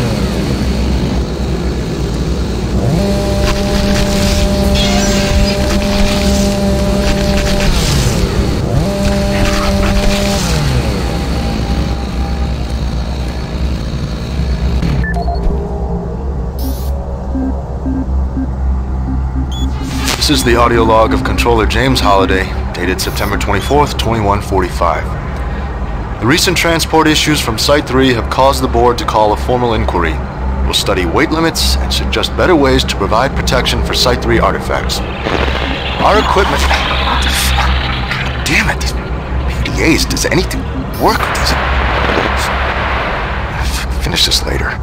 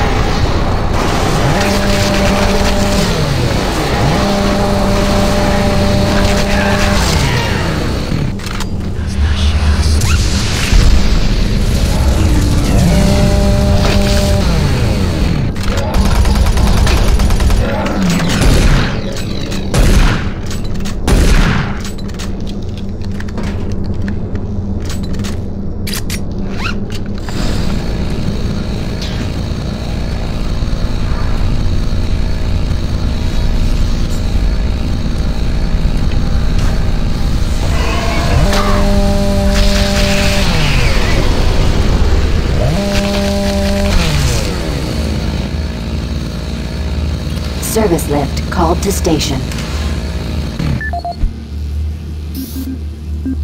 This is the audio log of Officer Ron Ridge dated October 16, 2145. Recent transport tunnel accidents are causing major headaches for both supply and maintenance. Each accident causes an estimated 1 to 3 hour delay in what are mostly time-sensitive shipments. It's becoming evident that certain junctions need safety adjustments as well as recommitment to driving safety by all personnel. The MPRO to Com Center route has shown the biggest increase in accidents over the past 6 months.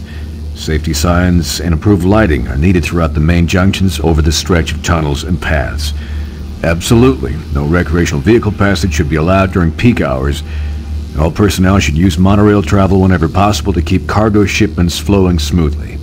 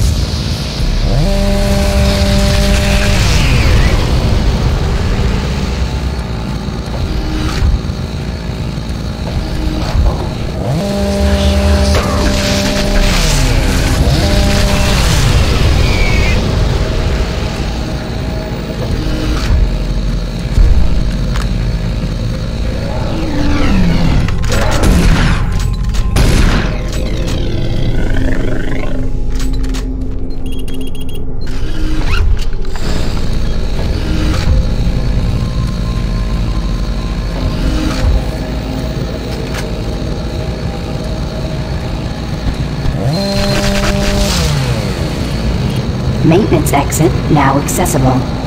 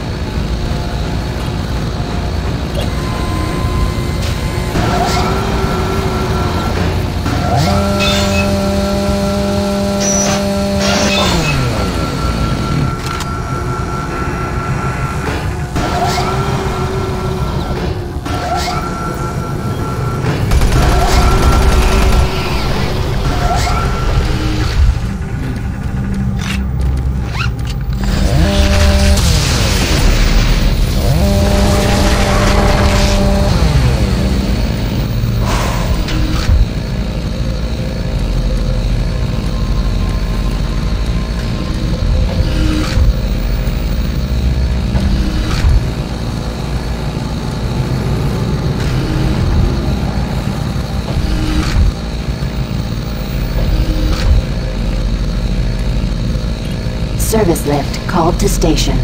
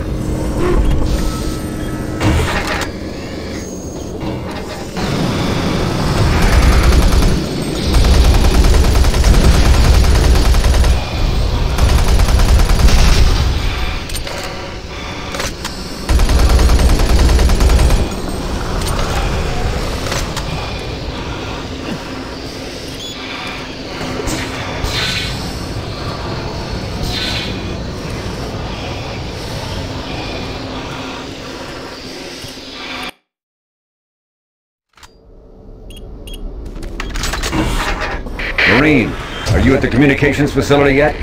You gotta get that message to the fleet now. Watch out for Campbell and Swan. Those UAC suits don't give a damn about what happens to any of us. Now gotta move on.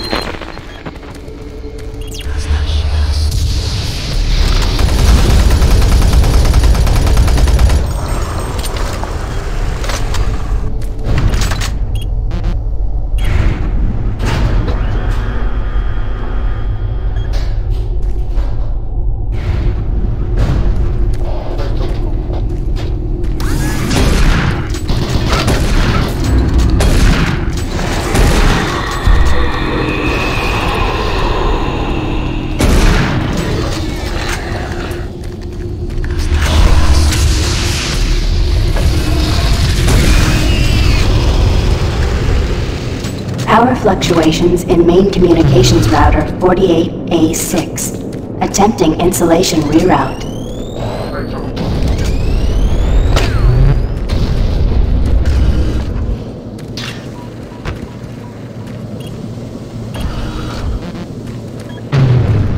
Primary communication systems offline. Attempt to configure secondary tower failed.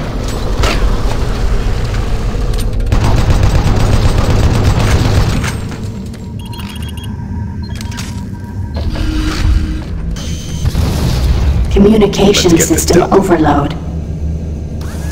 Communications shut down.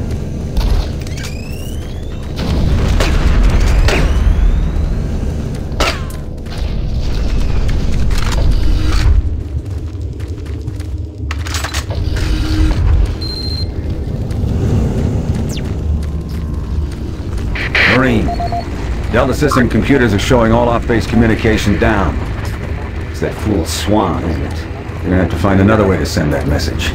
Make your way to the satellite room and manually establish a link from there. Base schematics are showing the quickest way is through engineering. You can't fail, Marine. Get that message sent.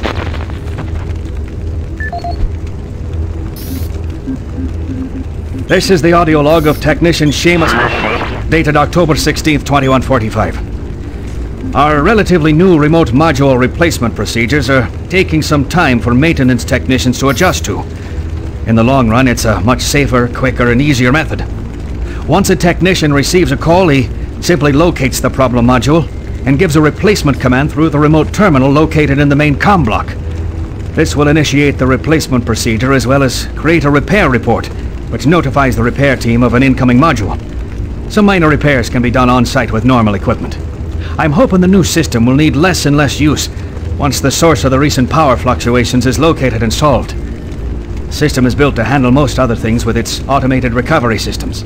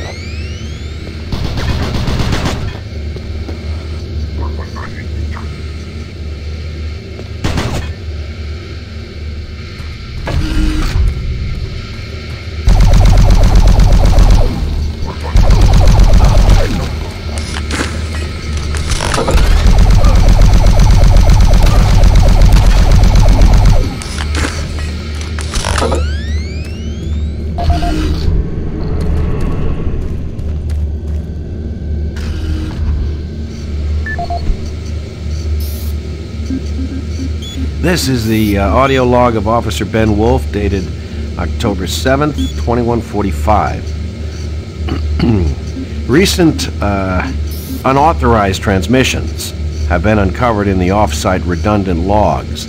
These logs are usually not validated, but an unscheduled audit has shown significant activity. More investigating will be done to get to the bottom of this matter. Particularly interesting are transmission blocks D4560 and DE3288, which have no links to base systems. More to follow.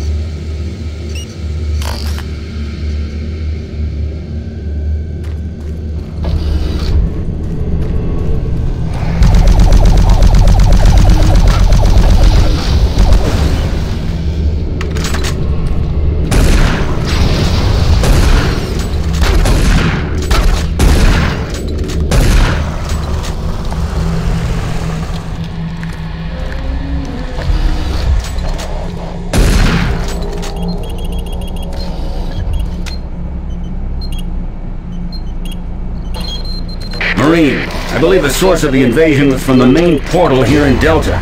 After you send that transmission, get here as quickly as possible.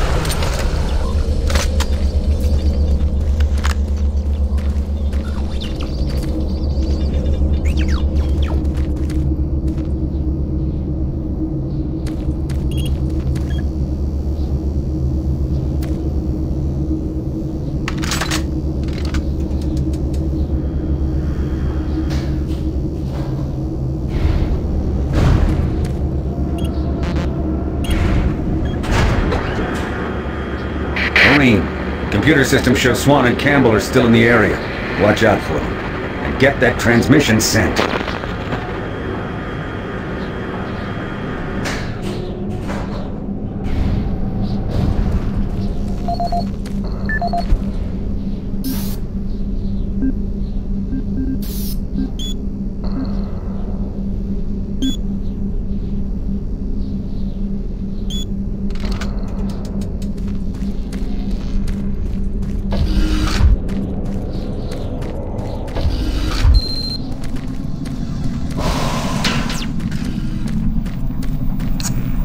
Manual uplink established. Marine, you hear me? Back off from that console. Do not call for reinforcements. We don't know what the hell is going on here, and until we do, this area remains under UAC control. Cancel that transmission. Satellite connection established.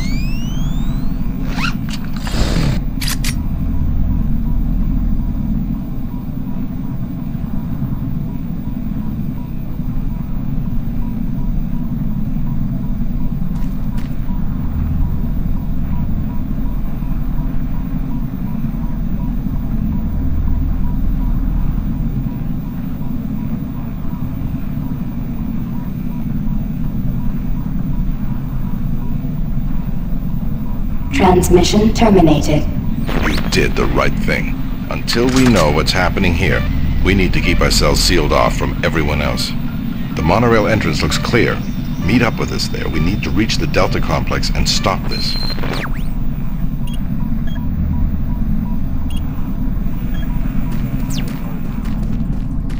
Marine, you have just violated a direct order. Get your ass back to that console and send that transmission. Marine, this is your last chance to get...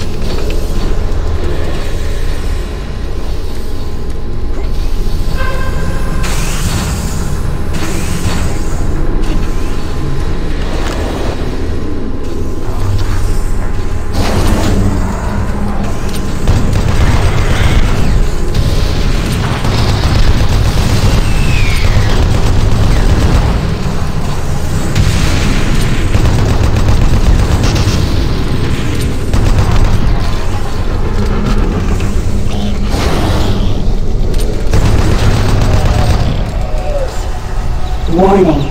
Flow control system failure. Toxins identified. Execute cleanup procedure.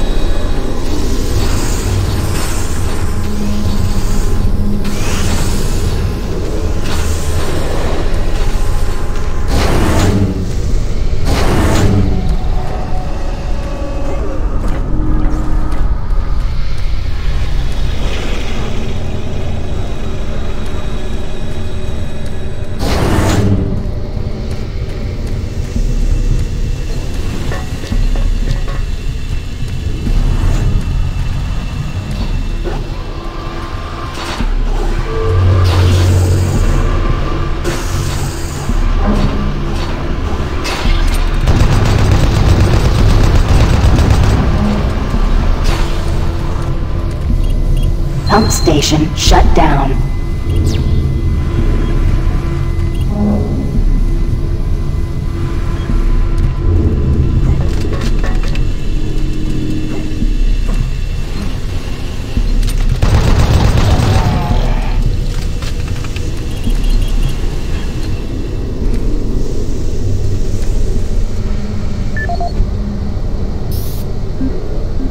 This is the audio log of Nicholas Edgway, member of UAC Mars Hazmat Response Team, dated October 1st, 2145. We have concluded that the Martian atmosphere is wreaking havoc on the exhaust valve seals in the standard number 5 disposal drums.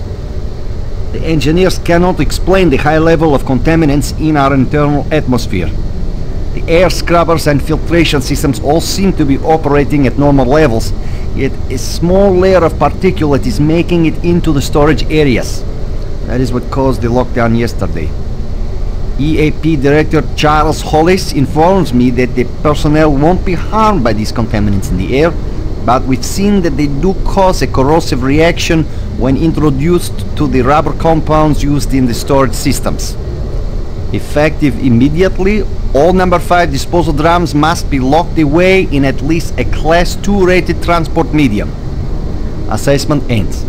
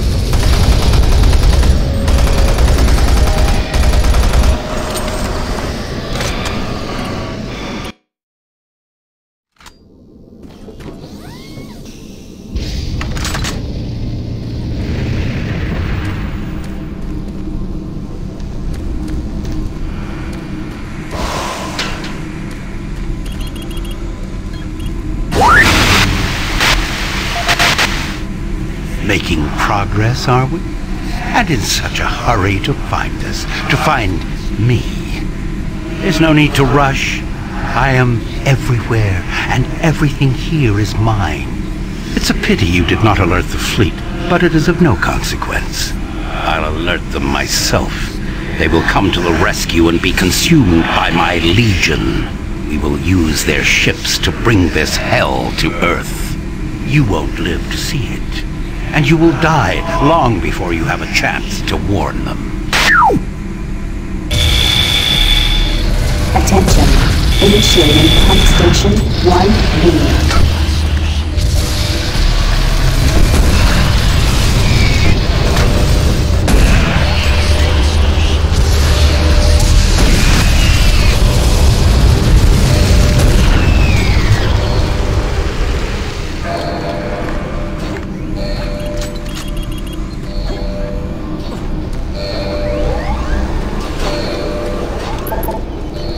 Warning.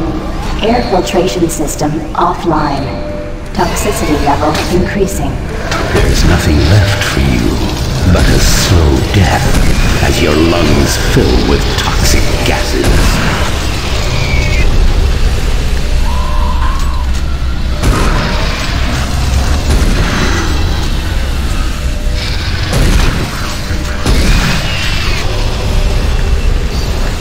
Attention. Due to the threat of external contamination, hazard doors sealed.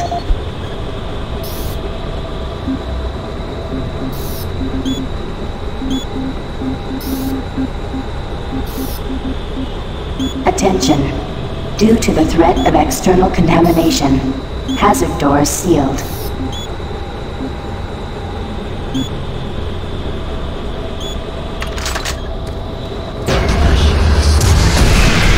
Never escape me. Your soul will be mine.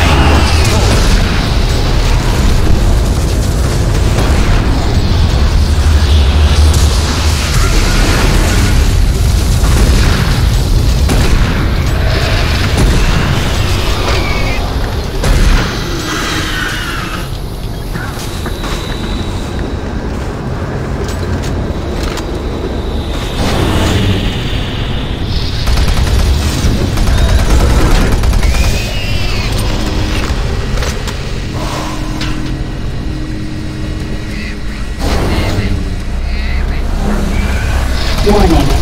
Danger level yellow. Unsafe toxicity level detected.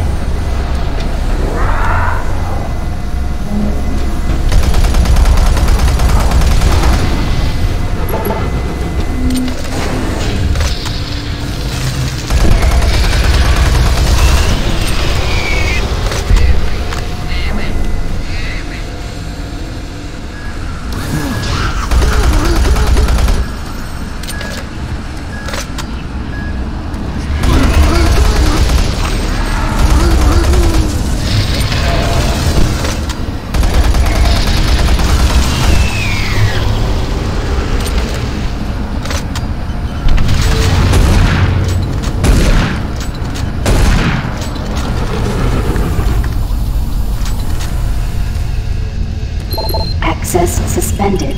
Code orange.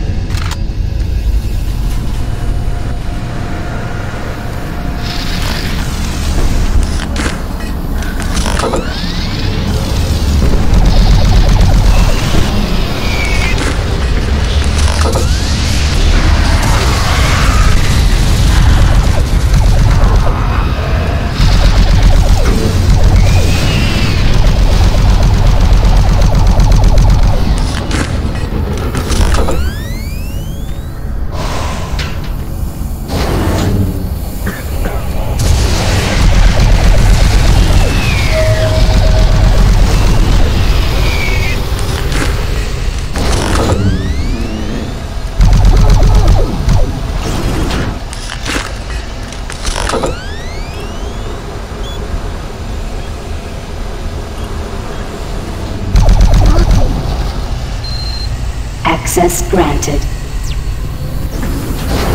Destroy him.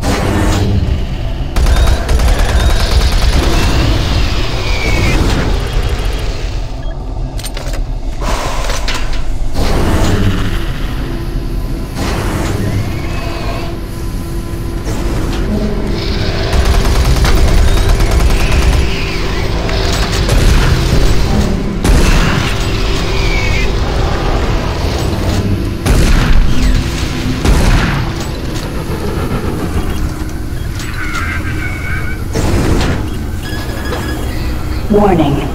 Danger level orange. Unsafe toxicity level detected.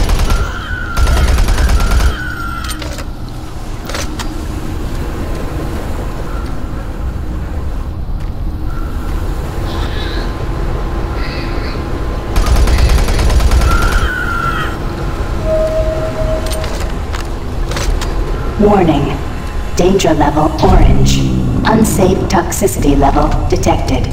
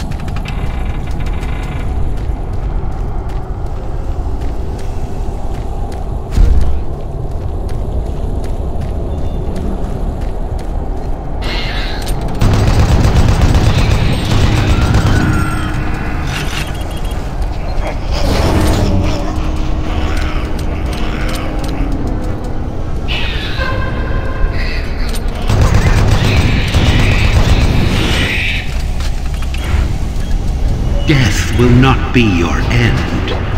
Your soul will burn in hell forever. Danger level red. Lethal toxicity level air scrubber 1 air scrubber 2 activated. 3 active. Attention. Air filtration system online. Toxicity level decreasing.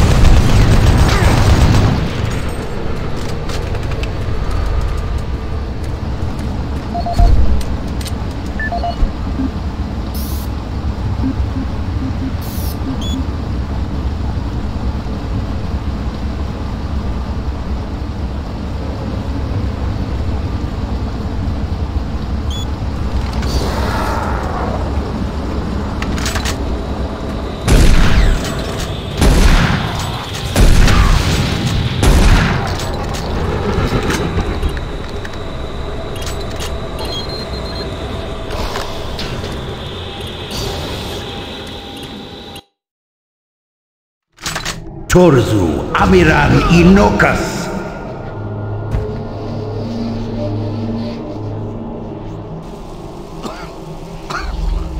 Rise, rise, Quasmir Yalopan. There is no death for you.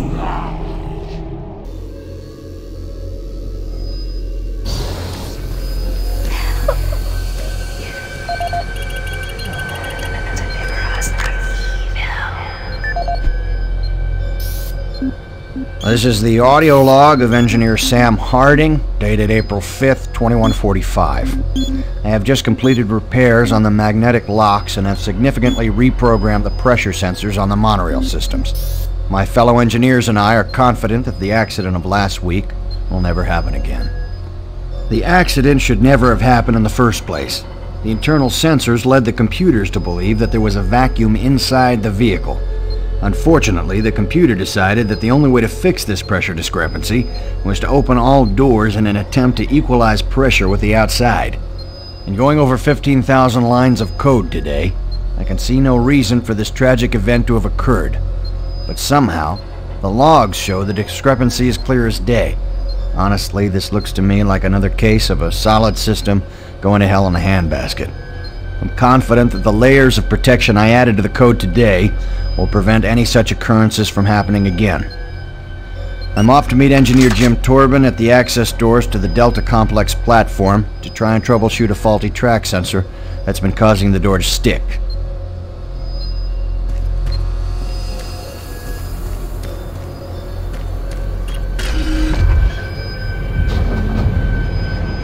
Now leaving Environmental Reprocessing Center.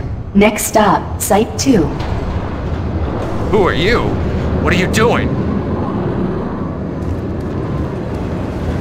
I was waiting here on the train for my partner. He went to investigate what was going on, but he never came back. And now I don't know where he is. I don't know what the hell's going on, but I bet it has to do with those artifacts we were digging up at Site 2. I bet they're somehow connected with those things in the Delta Complex. The Delta Complex isn't safe. You're crazy if you're going there. Look, I don't think this train is safe either. We don't know what's ahead. I'm staying on the train until we get to Delta. In the event of an Then you're on emergency your stop, own. MARSEC will be dispatched immediately for your safety. Have a nice day. Now entering Site 2.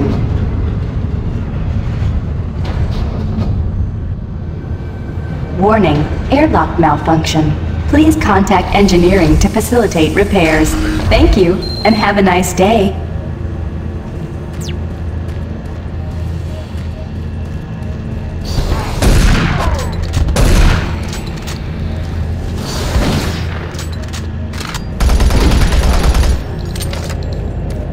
Destroy all who oppose me.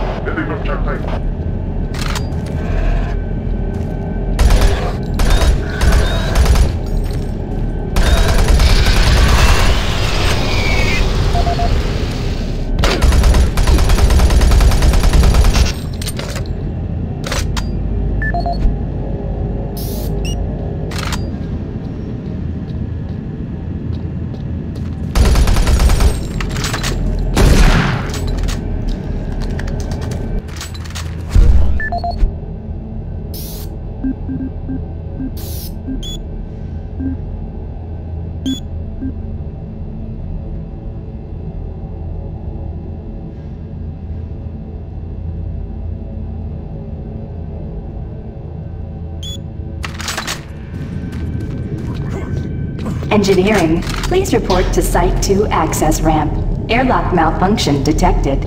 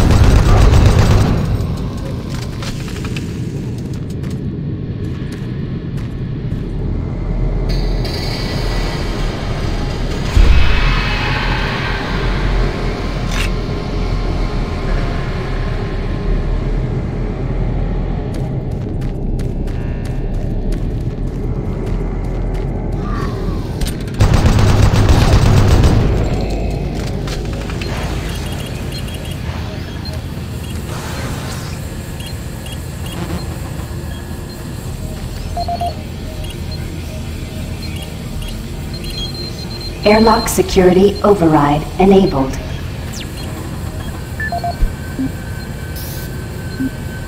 This is the audio log of Charles Hollis, EAP Director, dated September 5th, 2145. In order to conserve current life support resources, effective October 1st, 2145, the Council has made a decision that all environment processors be brought offline in the general area of Site 2. Tomorrow, I will be sending out emails to all team leaders asking for an update on their asset relocation program to Site 3. We feel that we have unearthed enough useful material as it pertains to the project from Site 2, and choose to now devote resources in the exploration of Site 3. End log recording.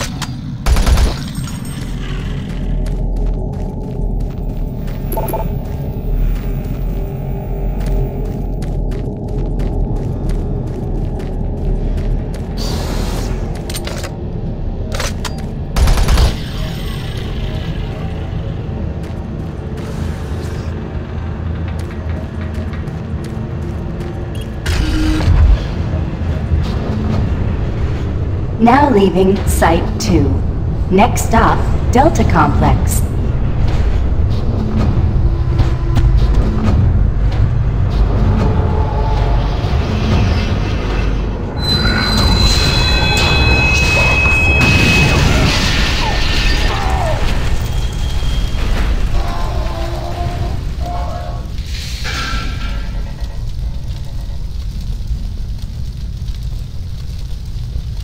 Engineering, please report to Delta Complex access ramp. Track sensor failure detected.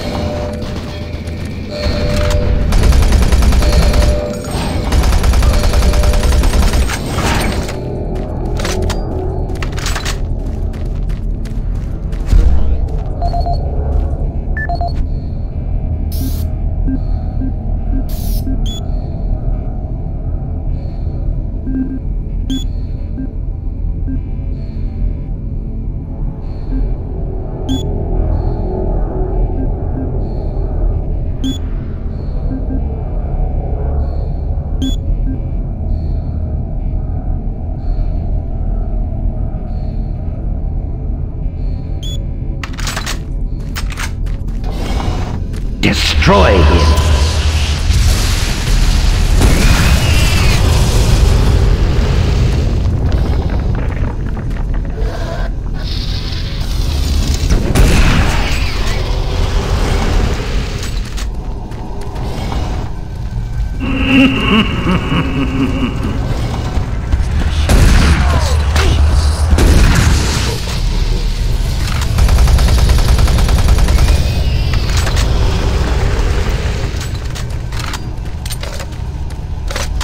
Warning, automated turret guns online.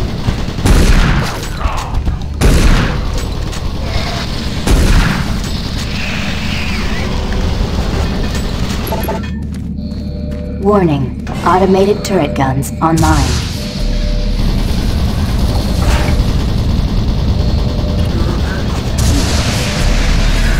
Attention, automated turret guns offline.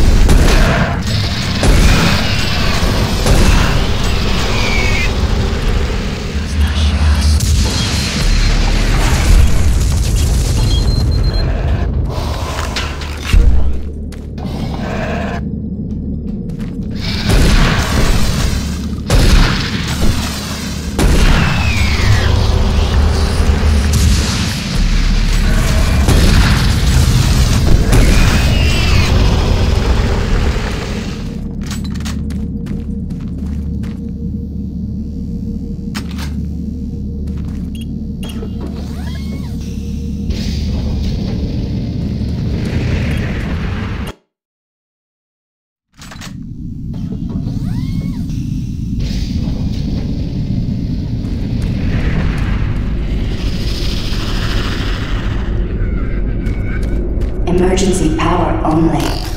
All Delta operations suspended.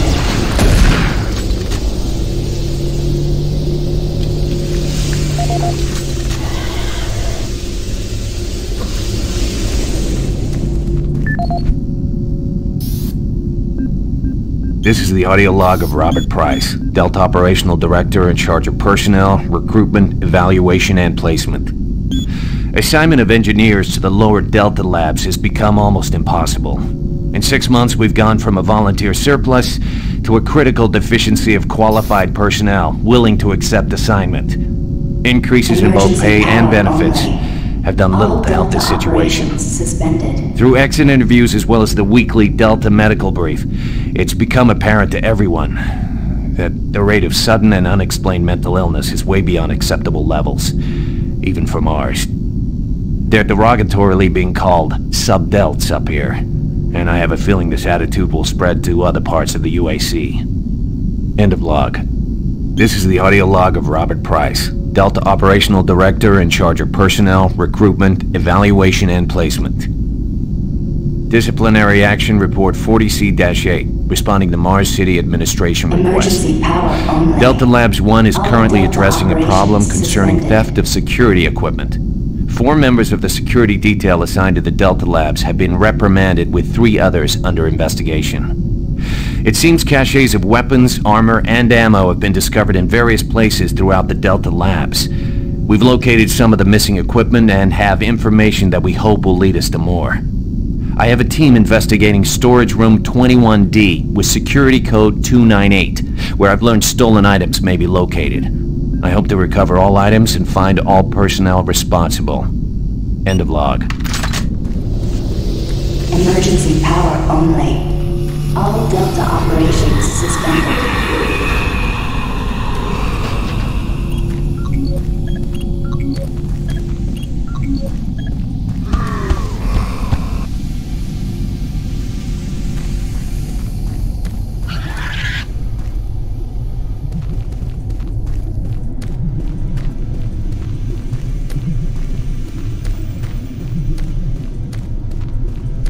Systems down.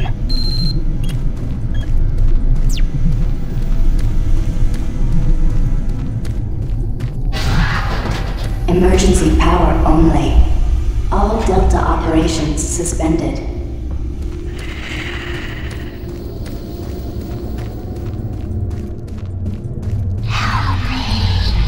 Watch us.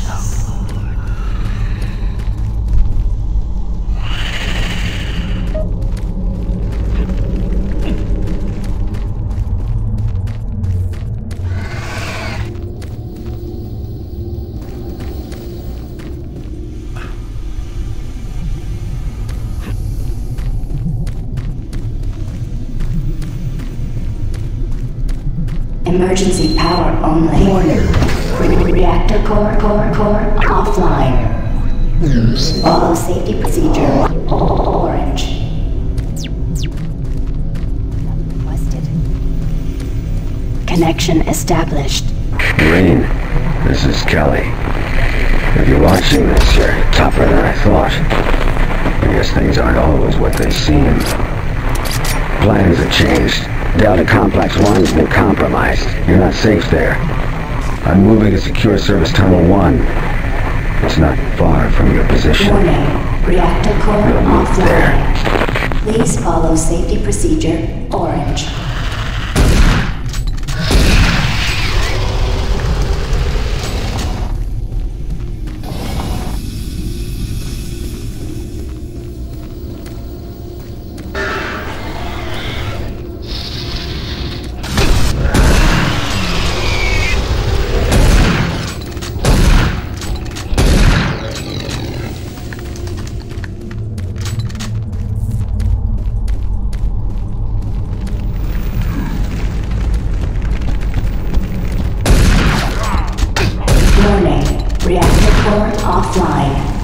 Please follow safety procedure Orange.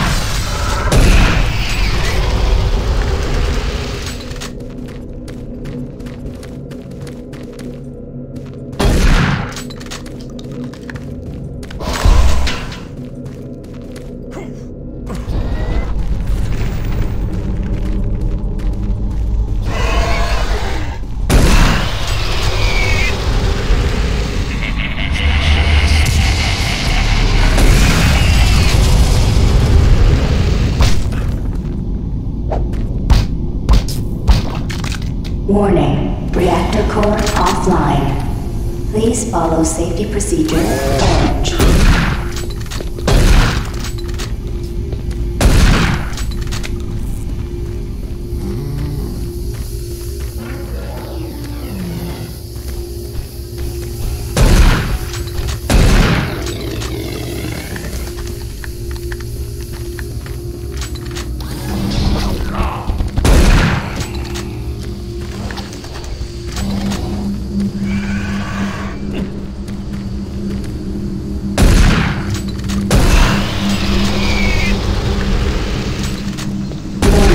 Reactor core offline. Please follow safety procedure Orange.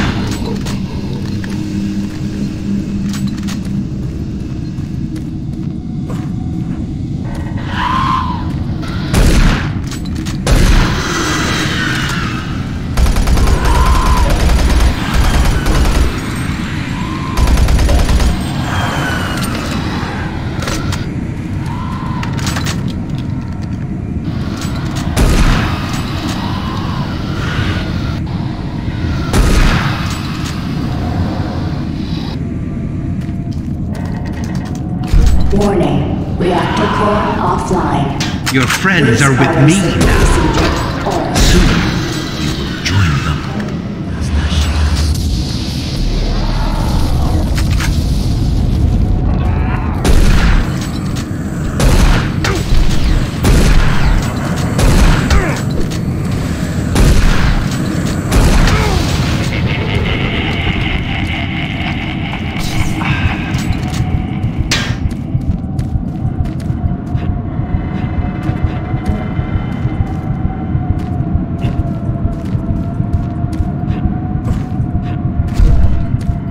Warning, reactor core offline. Please follow safety procedure Orange.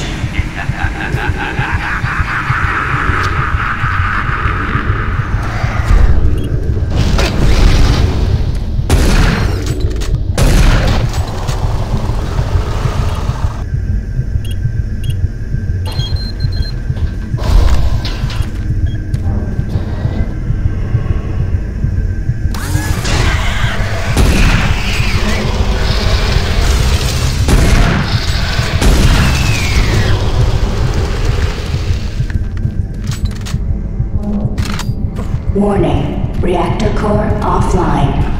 Please follow safety procedure Orange.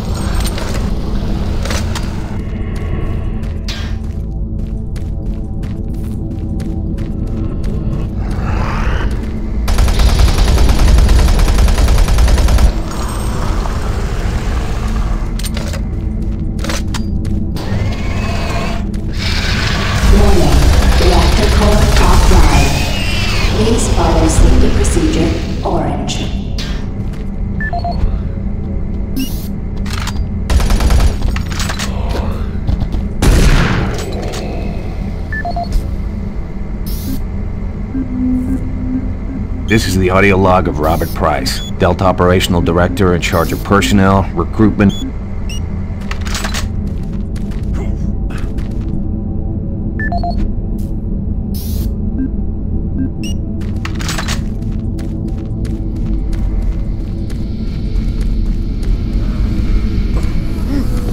Warning, reactor core offline. Please follow safety procedure orange.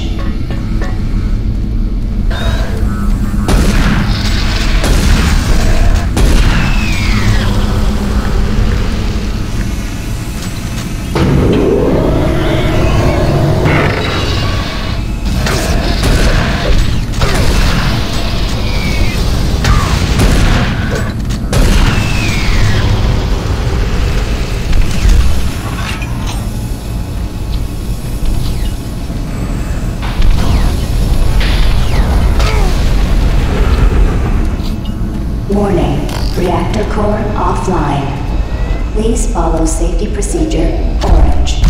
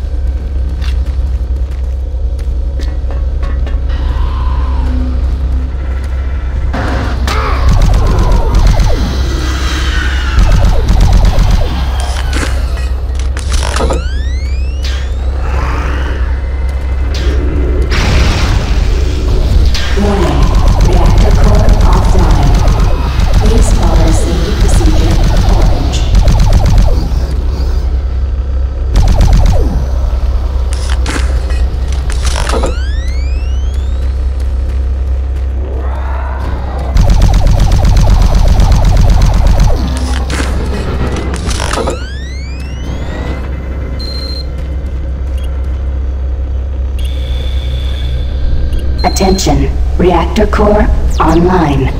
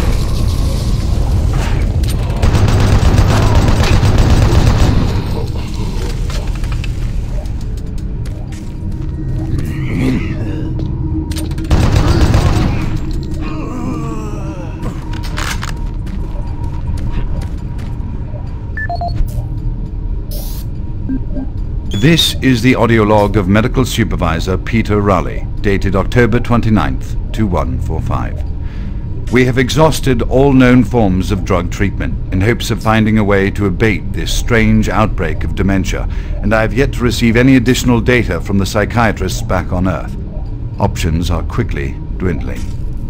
Approximately 80% of all extraplanar participants exhibit signs of mild neuroses within the first 48 hours after returning from their expeditions. Within 72 hours, 75% of patients exhibit extreme signs of paranoid delusion and violence. We have isolated these cases in hopes of finding the pathogen. As yet, we can find no biological contaminants that would lead to such drastic changes in cognitive processing. It seems that whatever this pathogen is, it attacks higher brain functions and only leaves more basal functions in the lower brain stem. We've witnessed that a high percentage of subjects lose ability for rational thought and communication skills, and then the physical changes become evident. Subjects in this group appear to atrophy. Skin pales, muscles become slack, bone, teeth, and fingernails become almost translucent, veiny sinews of their former selves. I have never seen anything like this in my career. Our observations continue. This is the audio log of Medical Supervisor Peter Raleigh, dated November 1st, 2145. Patient 0432, a Private Steve Jensen of the UAC Darklight Armor Corps Division, expired today at 15:43 of a self-inflicted gunshot wound. This is approximately 110 hours after his return from expeditionary missions. Private Jensen was suffering from paranoid delusions and full-blown dementia. Treatment was unsuccessful. He was the last surviving member of his outfit.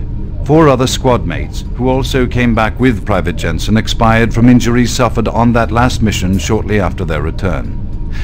Before his death, Private Jensen was heard screaming in both English and other languages, something about demon hordes feasting on our souls. The other language was later discovered to be Aramaic. Due to security concerns in the area, I've secured some armaments within my office.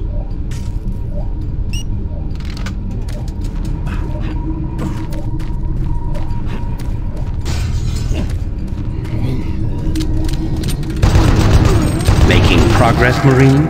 Your journey is futile. You will die, and your soul will be mine.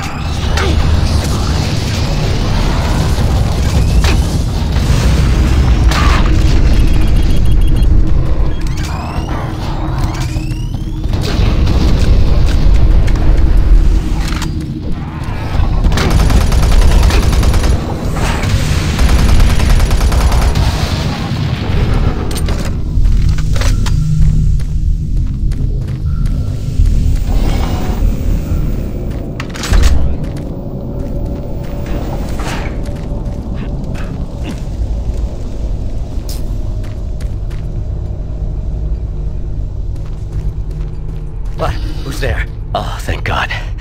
You're not one of them. I thought everyone else was gone. I was part of this. I helped them. The madness of opening to another dimension. Look, we don't have much time. We let it through. The evil, the protective stabilizer on the portal just failed after Betruger took the device. It was an artifact we had found in the ruins. He took it into the portal, and hell followed him out. You have to help me first. I'm going to try to get the teleporter systems running again. The areas are destroyed around us, so it's the only way through this part of the complex. You need to find me a working plasma inducer. It's all I need to get the teleporter working. You can look for it in operations. I have a security clearance. I'll unlock some doors for you. There. We don't have a lot of time. Please hurry.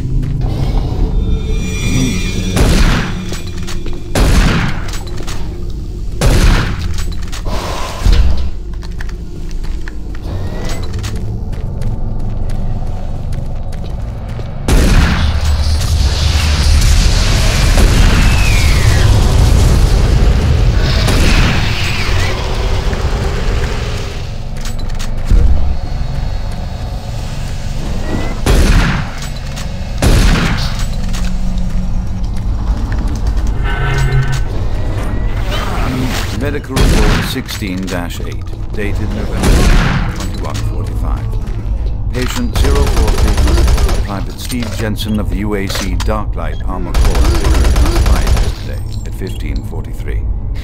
Private Jensen was suffering from paranoid delusions and full-blown dementia. Treatment was unsuccessful. Initial psychiatric interviews suggested only mild psychosis with speech, motor activity, and thought processes within normal range, paranoia being the only psychotic element directly evident. Reference interview G8A, Private Steve Jensen, October 18, 2145. UAC psychologist Dr. Hooper interviewing Steve Jensen, male, age 27. Steve, can you talk to me about the last few weeks, please? I don't want to talk. Well, I'm here to help you, Steve. I've tried talking. They think I'm crazy. You think I'm crazy. They, your colleagues, aren't doctors. Let me help you. Help? Nothing can help us. Prior sessions over a period of 72 hours revealed rapid deterioration of both physical and mental capacity, with behavior inconsistent with any known patterns. The patient was responsive for brief periods and had to be restrained during interviews. Reference interview H-3-2, Private Steve Jensen, October 21st, 2145.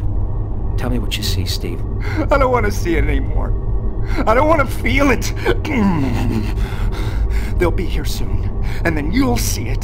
Can you talk about what you see?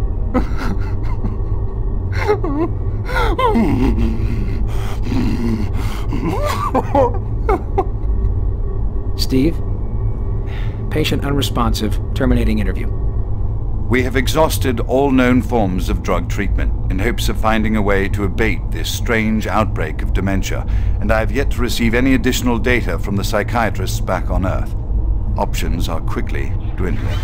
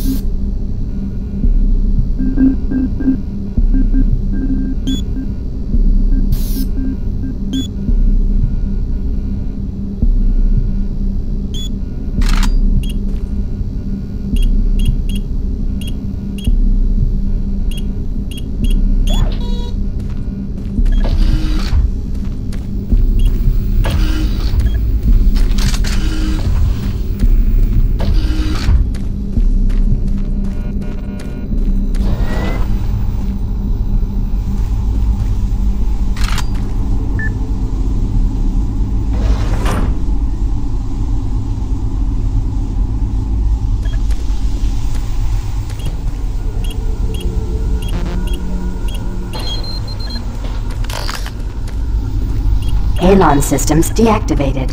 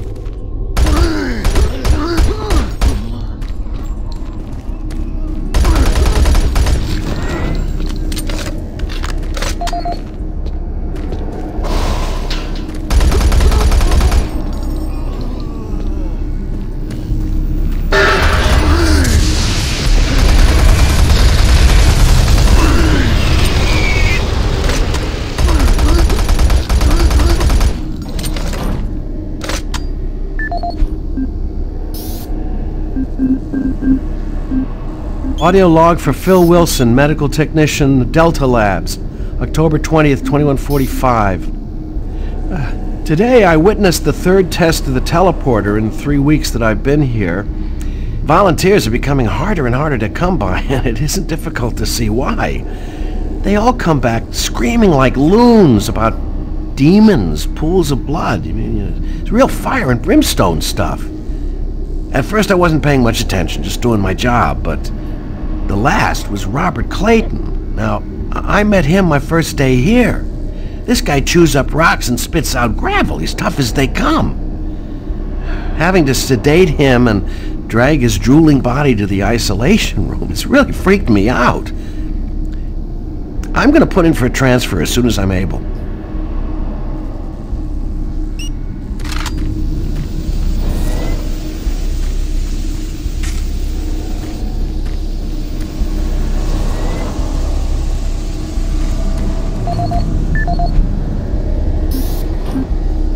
As requested, the following is my initial feedback on my first trip through the portal. Private First Class Frank Cinders, dated October 15th, 2145. I don't know exactly where to begin.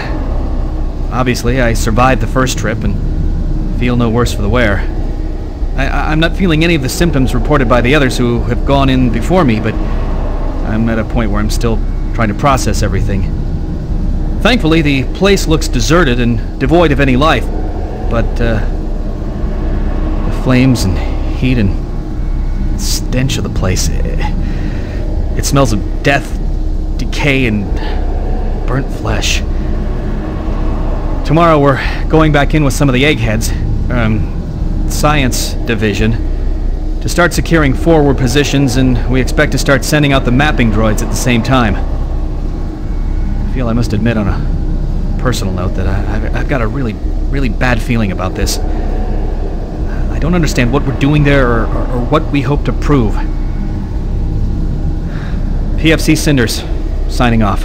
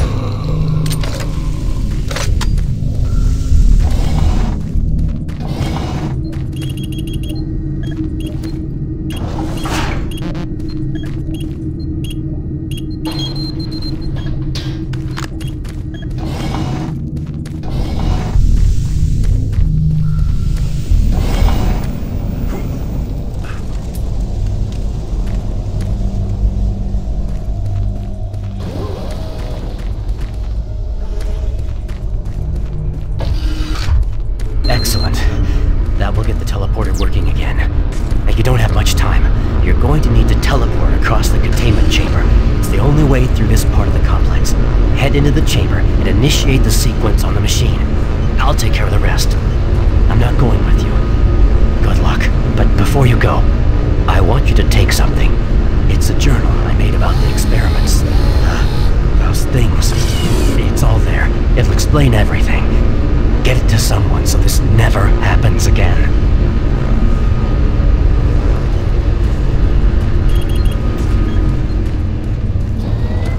Decontamination process started. Decontamination complete. Have a nice day.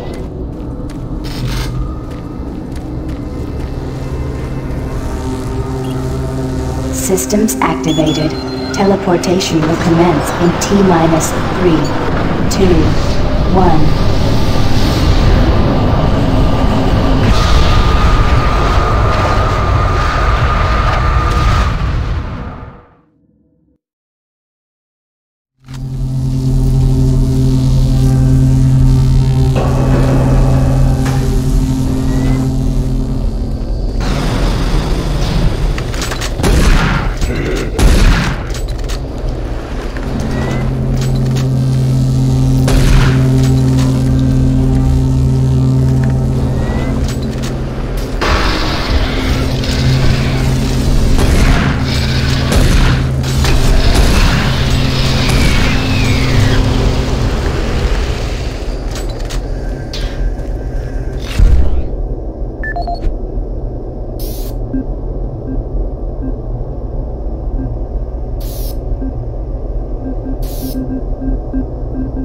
My name is Ian McCormick, and I am a research specialist stationed on Mars, working for the UAC. My primary job is, or rather was, to assist Dr. Malcolm Betruger in a variety of experiments, though for the past year we've been focusing almost exclusively on teleportation.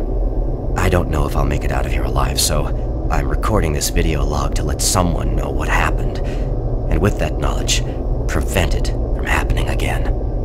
Initially, the teleportation experiments were amazing. We were creating a new science, and the prospects of it changing our way of life were, well, they were outstanding. I was proud to be associated with such an amazing project and someone as talented as Dr. Betruger. We noticed early on, probably before we had completed maybe a dozen successful tests, that there was a variable delay during the teleportation. The objects are broken down at the quantum level, transported, and then reassembled. Each stage of the process should have been instantaneous, but it wasn't, and we didn't know why. We sent a video drone through and were shocked at the images it sent back. Just a few frames of video right before the drone came back through showed what appeared to be several sets of eyes looking directly at the probe. We had just found a living, breathing creature that was not human. Betruger immediately sent out a request for volunteers. He specifically wanted UAC security force members because he wanted to capture one of these creatures.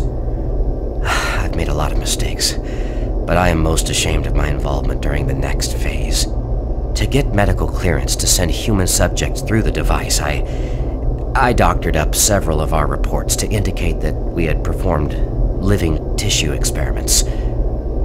I did not regret it at the time. But a few days later, when our third test subject came back, he was chewing off his own fingers. It seemed he was clinically insane. We started sending teams in, about once every 2 days. The teams were reporting nightmarish experiences and sightings of things that ultimately made us conclude that the other dimension was not just another dimension. It was hell. And the creatures we were bringing back, demons. And then Betruger, he went through the portal himself. I don't know what he was thinking.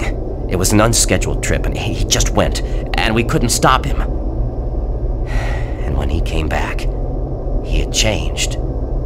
He sounded and looked the same, but he just... I don't know, he was just different. And then he did the unthinkable.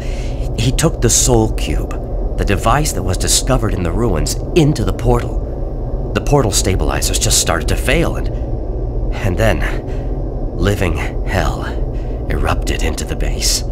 Oh, we were stupid for not destroying the portals as soon as we realized what was on the other side. Oh God, forgive me. I blame myself for my part in this. Please, someone, never let this happen again. I'm sorry, Ian McCormick.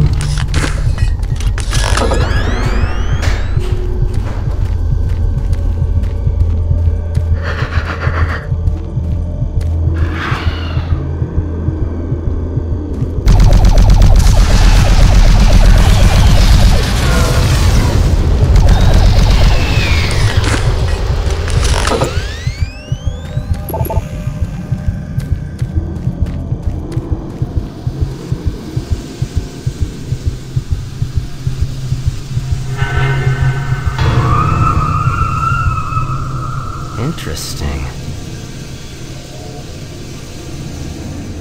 Ah, you surprised me. I'm glad to see you. I would have hoped they would have sent more than just one guy, though. I've been studying one of the specimens we brought back to see if there's something physiological that would be a weakness, a way to stop them. I found nothing so far. Haven't had enough time. I'm gonna stay here and keep looking. It's the only thing I can do. There are combat supplies in the storage cabinet in the next room. The code is 624. I hope you can use it.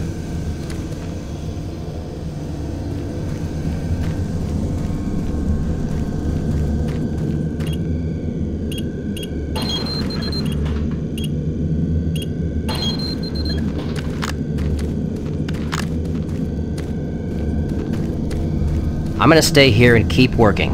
I'll upload my findings into the database. Look, I can't go with you. This is too important for me to leave. You should get out of here. Get some help and tell them I'm still down here.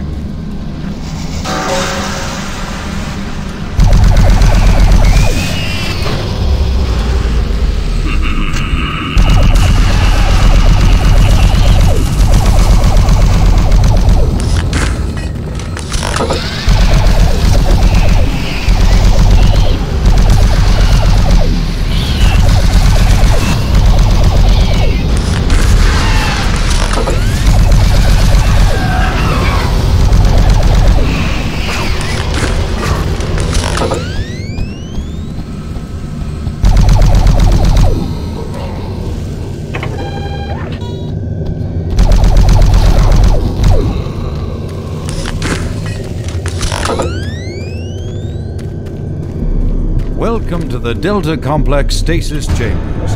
This facility was constructed to house and study the extra-dimensional beings, which were recovered during some of the first teleporter tests originating from Delta Level 3. While little is known about their native environment, the specimens appear to be carbon-based life forms with extremely high heat tolerances. The epidermal tissue is extremely resilient to abrasion or incision, which has complicated internal studies.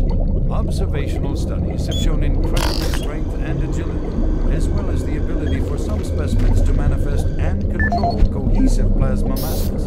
The method by which these plasma masses are created is yet unknown. It is believed that the specimens possess a rudimentary intelligence and social structure, as was demonstrated during the first tragic expeditions through the portal. While the cost in human life has been great in acquiring these specimens, we hope to one day complete genomic mapping and begin to answer the many questions we have about these entities.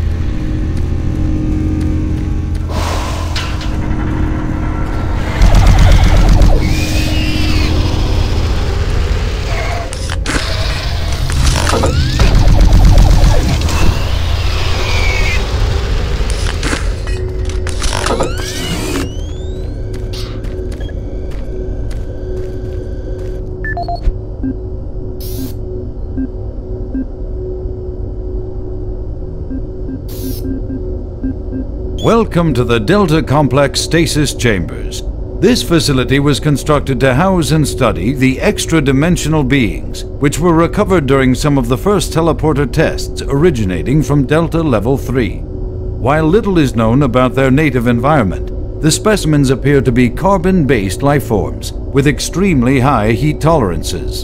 The epidermal tissue is extremely resilient to abrasion or incision, which has complicated internal studies. Observational studies have shown incredible strength and agility, as well as the ability for some specimens to manifest and control cohesive plasma masses. The method by which these plasma masses are created is yet unknown. It is believed that the specimens possess a rudimentary intelligence and social structure, as was demonstrated during the first tragic expeditions through the portal. While the cost in human life has been great in acquiring these specimens, we hope to one day complete genomic mapping and begin to answer the many questions we have about these entities.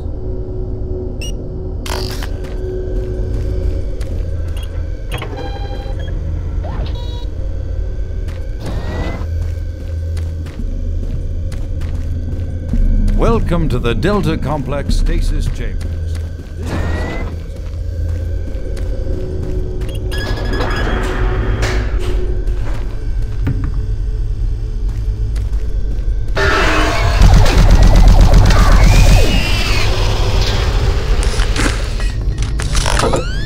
What you see before you is a relic codenamed U1, or simply Soul Cube. It was discovered in 2104. UAC researchers have unearthed evidence of a long-lost civilization. We know nothing of this civilization other than they existed, and that they were all wiped out in some type of cataclysm. I have the Soul Cube in hell, and you will never find it.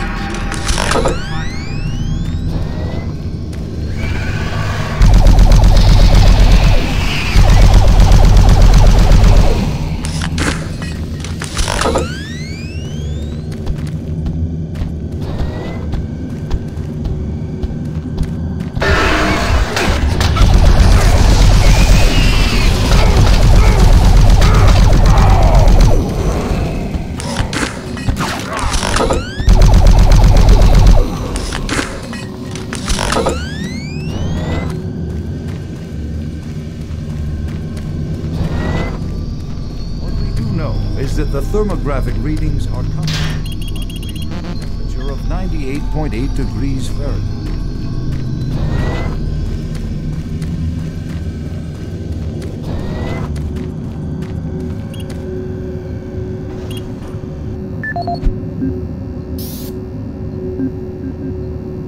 This is the audio log of Research Director Larry Bullman, October 19th, 2145.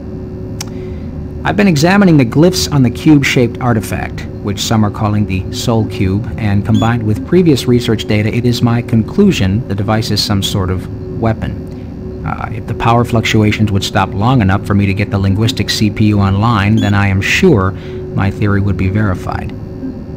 You know, I'll take this opportunity to lodge yet another complaint about the continual power problems. Living in this godforsaken base is bad enough without having to watch the lights flicker constantly. It's just...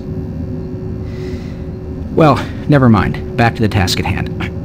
What I've deciphered so far is a bit, I must say, disturbing. It seems that when one has possession of the artifact, if one inflicts damage or possibly kills another being, it extracts power from that event somehow. Now, once a certain threshold has been reached, the artifact has the ability to kill anything you attack with it. How you attack with it, I'm frankly not certain, indicating that the artifact is autonomous in some way. To date, I've only deciphered about, 2/3, give or take, of the markings, but my initial glance at the rest of them indicates it harbors some far greater power. As you know, at this time we have not seen any reaction from the cube, and it has withstood any scanning, abrasion, or other test beyond picking it up and examining it. I suspect that just like the civilization that constructed it, its capabilities are diminished to the point of being useful only as a paperweight. End of log. What you see before you is a relic codenamed U1, or simply Soul Cube. It was discovered in 2104, located in a geographic region where UAC researchers have unearthed evidence of a long-lost civilization.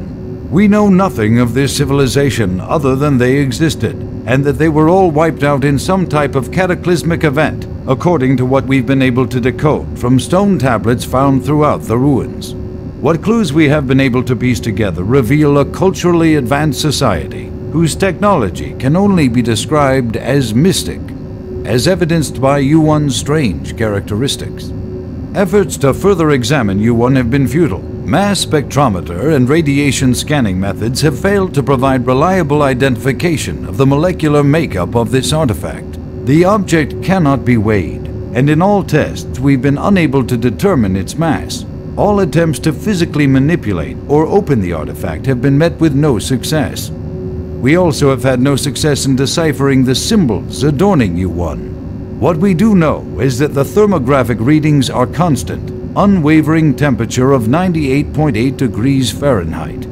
Our research continues, and we hope that with continued investment and research, we can, one day soon, learn to exploit the technologies that make up U1.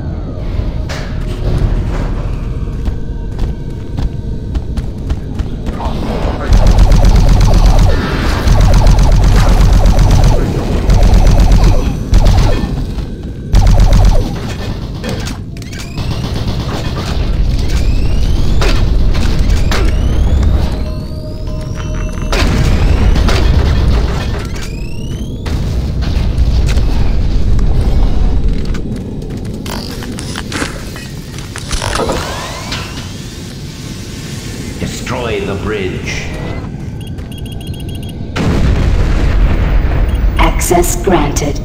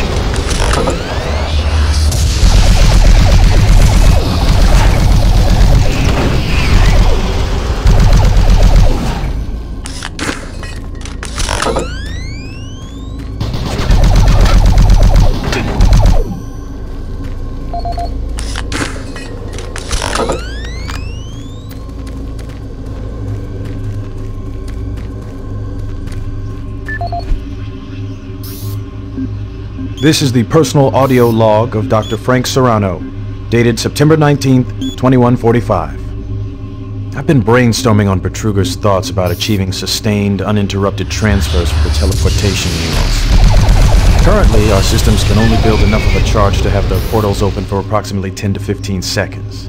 It's enough time to get a team through, but not enough time to send in some of the heavier equipment.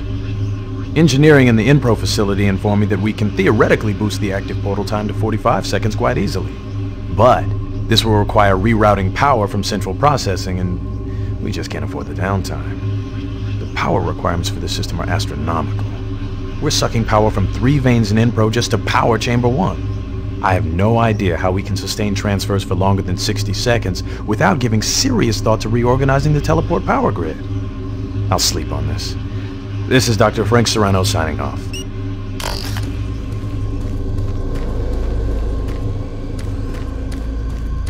Destroy him!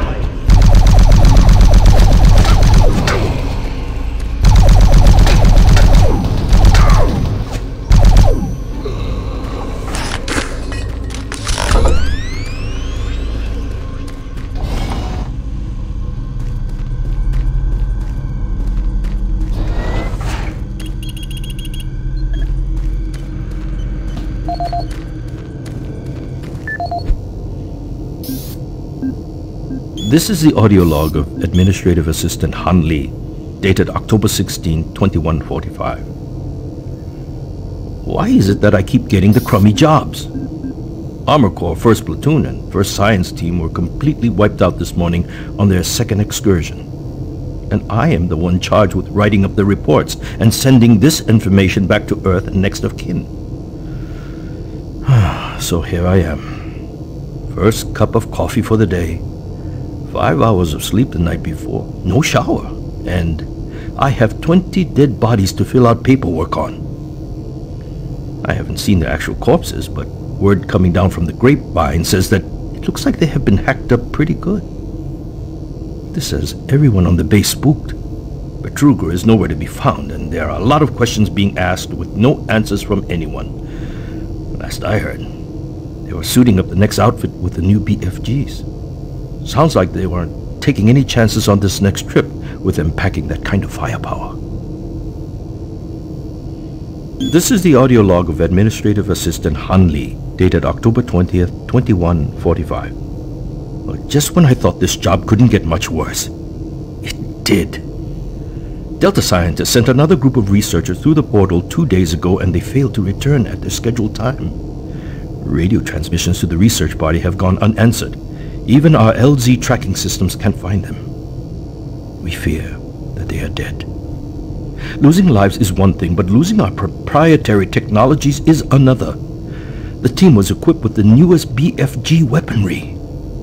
We fear those guns may have fallen into the hands of those that killed them. We don't know who or what is behind that portal, but until we find out where our guns are, I'm suggesting we suspend operations to the portal. Thank you. End of log. Decontamination chamber sequence initiated.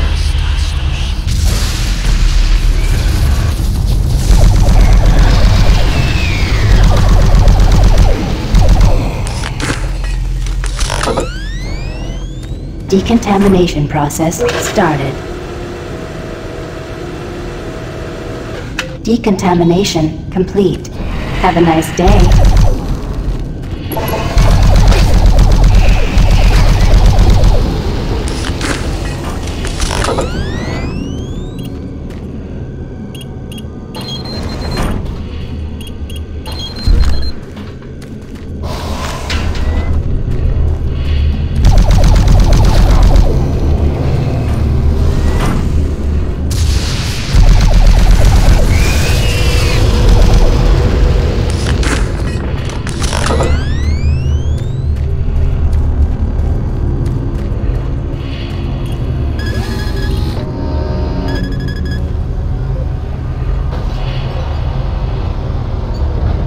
Please select teleport destination. Pad 2 selected.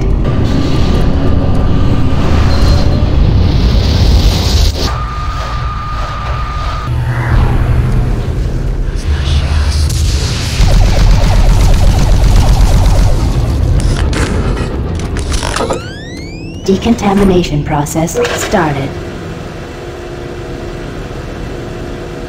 Decontamination complete. Have a nice day. My patience with you is wearing thin.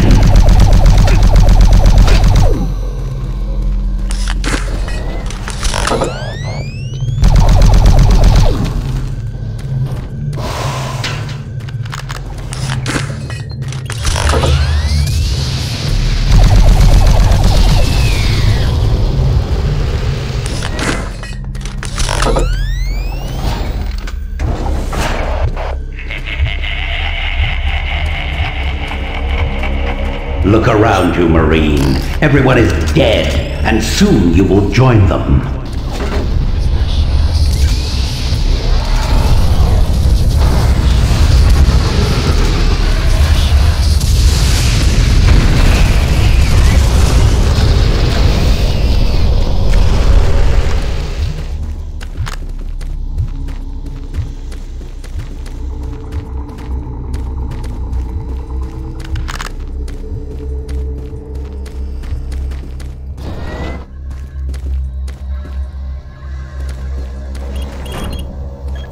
Access granted.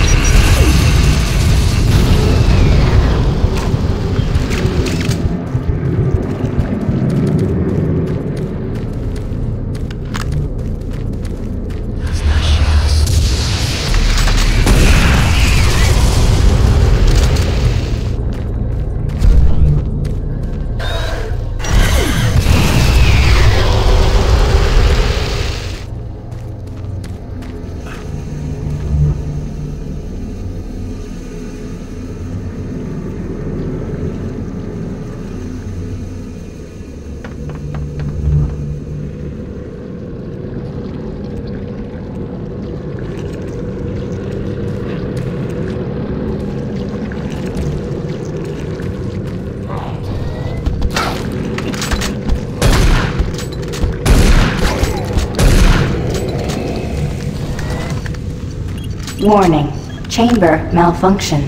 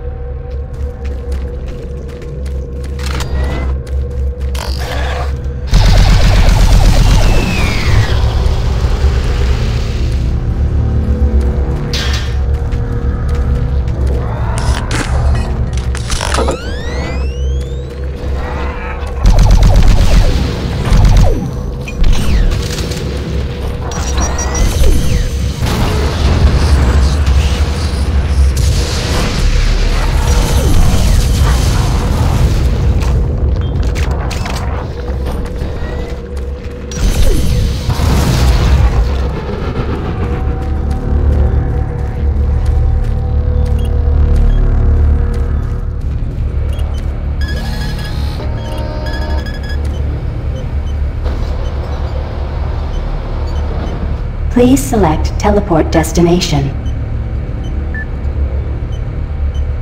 Pad 3 selected.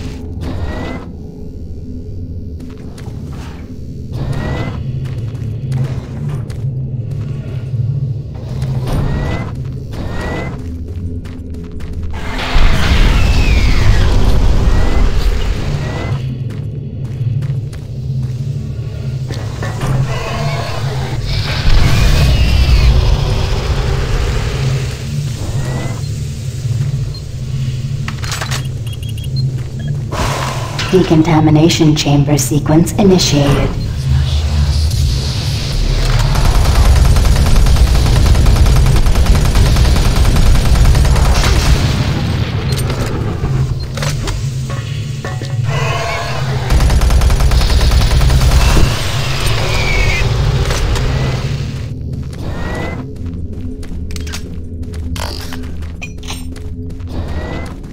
Decontamination process started. Primary system failure. System shutdown. Backup systems online. Stop him! Maintenance personnel needed in Chamber 3.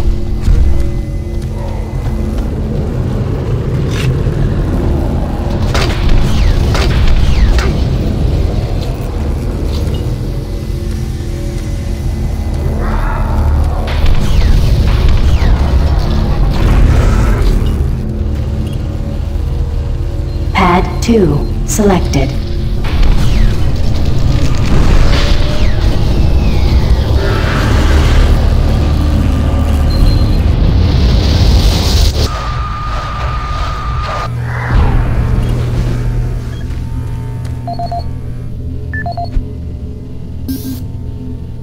This is the audio log of Dr. Martin Schultz, dated August 7, 2145.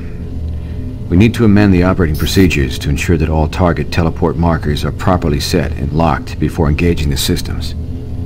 We had a tragic accident today in Chamber 1 that led to the death of Susan, one of our female chimps. She stepped onto the platform during the calibration phase, and an electrical short gauged the system and literally split her in two. Her torso appeared at the destination marker, while her lower extremities remained in place on the source pad. I'm not sure how we've gone this long without this problem appearing sooner, but it seems like we've been having nothing but difficulties getting these systems to work. I don't know where Betruger finds the energy. He's been busy slaving away in the labs for 16 hours a day trying to debug these latest problems. What's he trying to do? Make the rest of us working stiffs look bad? Regardless, we have our work cut out for us over the next couple of days, going over all the systems logs to see exactly what went wrong with this round of tests. Dr. Martin Schultz signing off, hoping to report better news next time.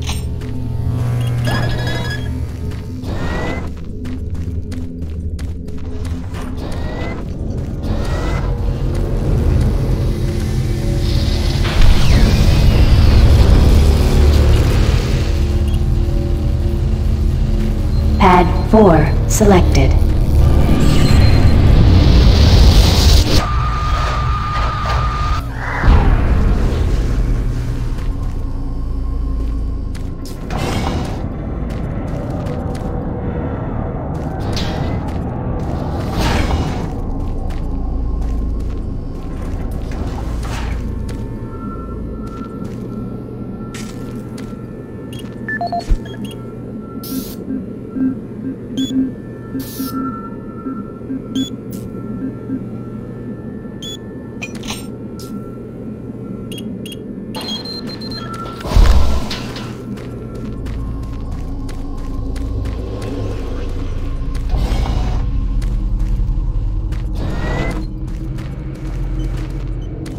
Decontamination chamber sequence. Decontamination process started. Decontamination complete.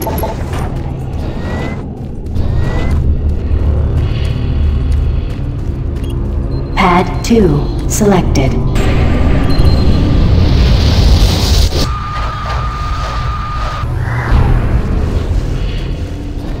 Decontamination process started. Decontamination complete.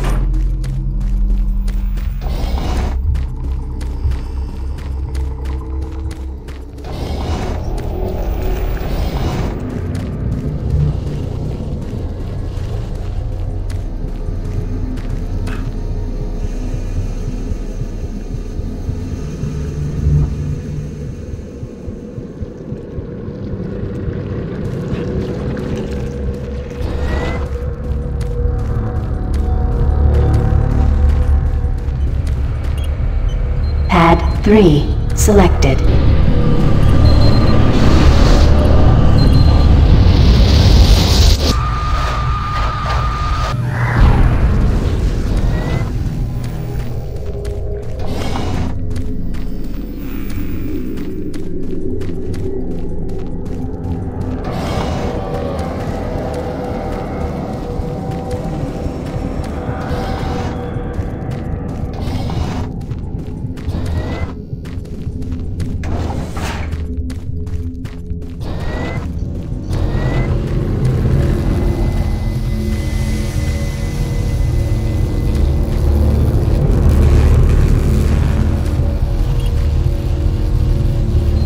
1 selected.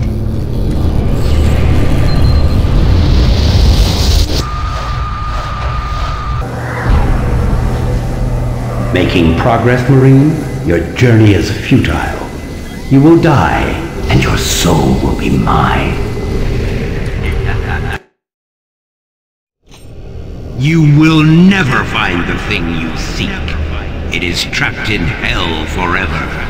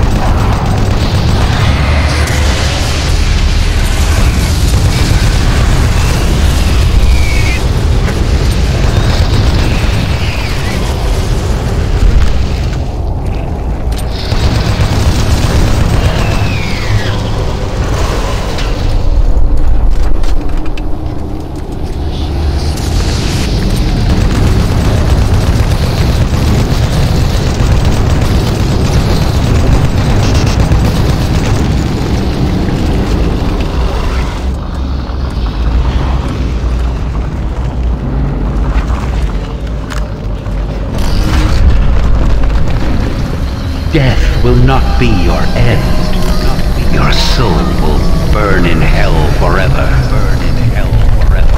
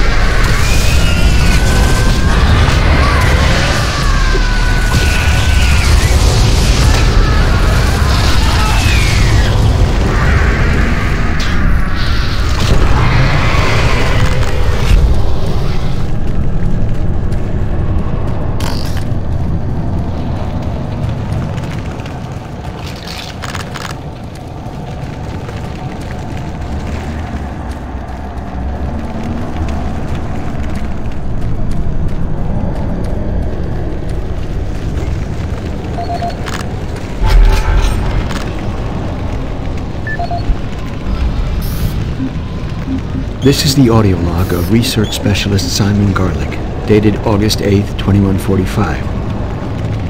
It seems that I have misplaced the rest of the science team. I don't know how it happened. This place...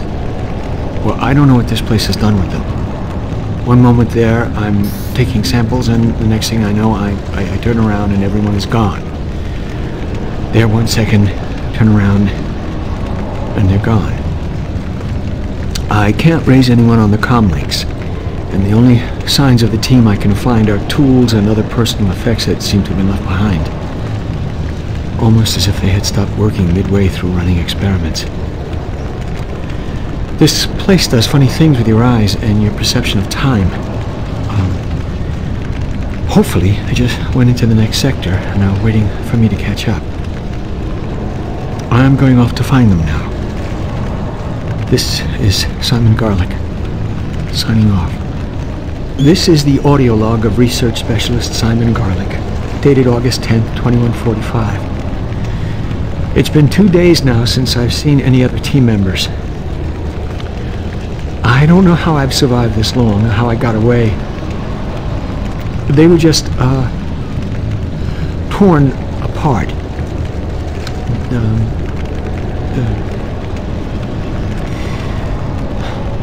They could only be described as demons. I have never seen such a big thing move so quickly. Oh dear God, what has happened to us? The teeth. Well, that's the last thing I remember seeing. Teeth. The sounds. Words cannot describe. I'm sure it's just a matter of time before they find me again. I'm convinced they are toying with me, allowing me to stay 2 steps ahead of them. I can see them in the shadows sometime. Why do they taunt me? I'm not sure how much longer I can... I'm shooting at shadows here. And every moment I feel them creeping closer toward me. Oh God. Oh God, we should never have...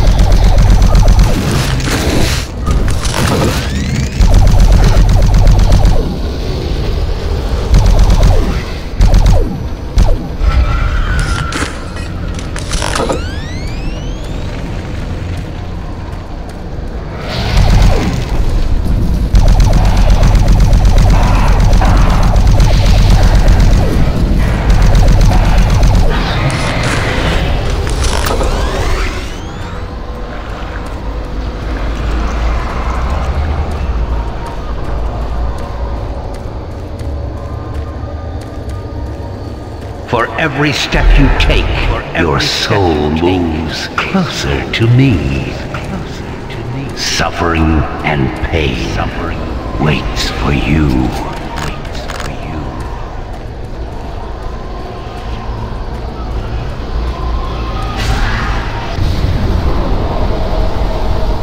Save us.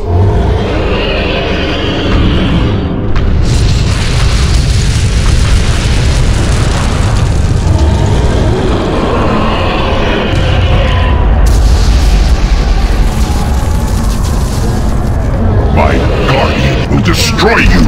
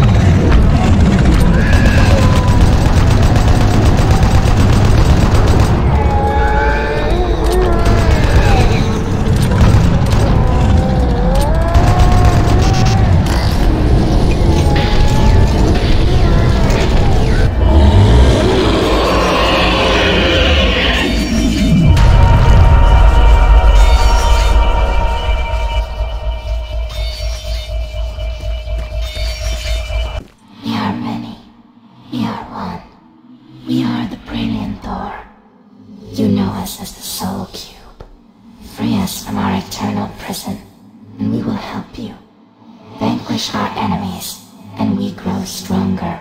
Listen for our call, and then free us to smite down the evil.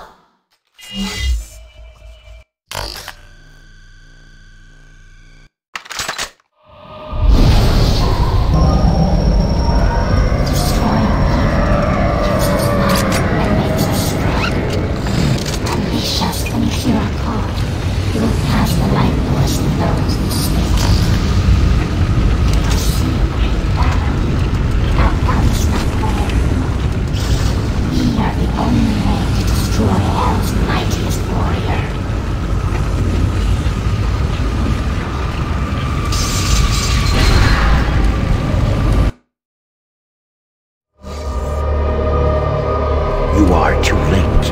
Hell no longer needs that portal to enter this world. The invasion you saw was only the first wave. The Hell Gate is capable of sending millions of my children into your world. Soon, the fleet from Earth will be here, and with their ships, we will bring this hell to Earth. This hell to Earth.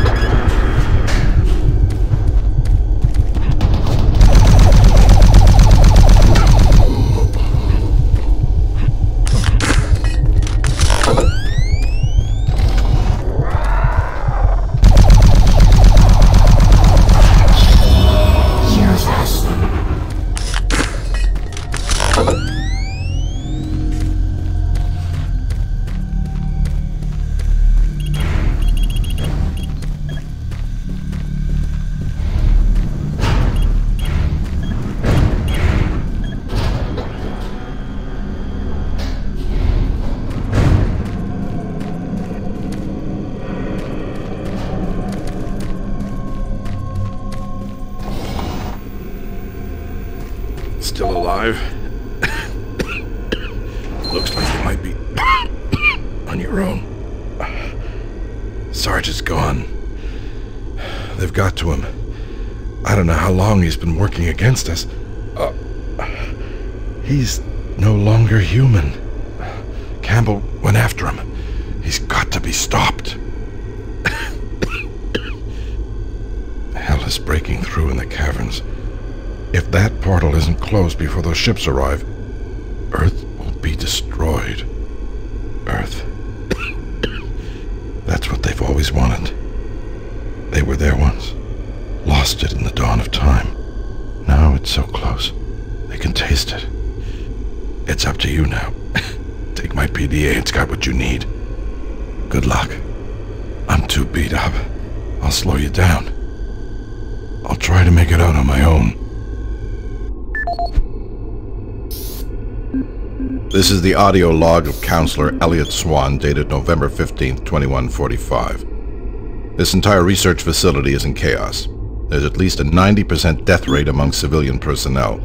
Whatever Betruger unleashed is literally consuming the base. People have been turned into some sort of undead creatures that are relentless. Campbell and I are making our way towards the communications facility. We must stop all communications. If a distress call leaves the base, then everyone here and on Earth is doomed. This is the audio log of Counselor Elliot Swan, dated November 16, 2145. Campbell and I were unable to reach the main portal in the Delta Complex, but that portal may be inconsequential to a more disturbing discovery.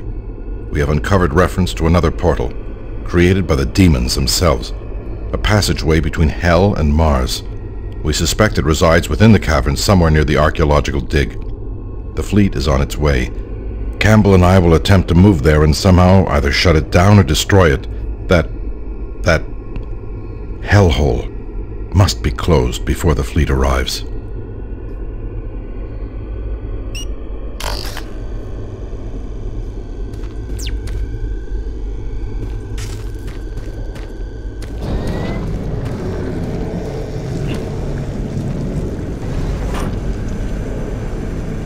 Suffering and pain waits for you.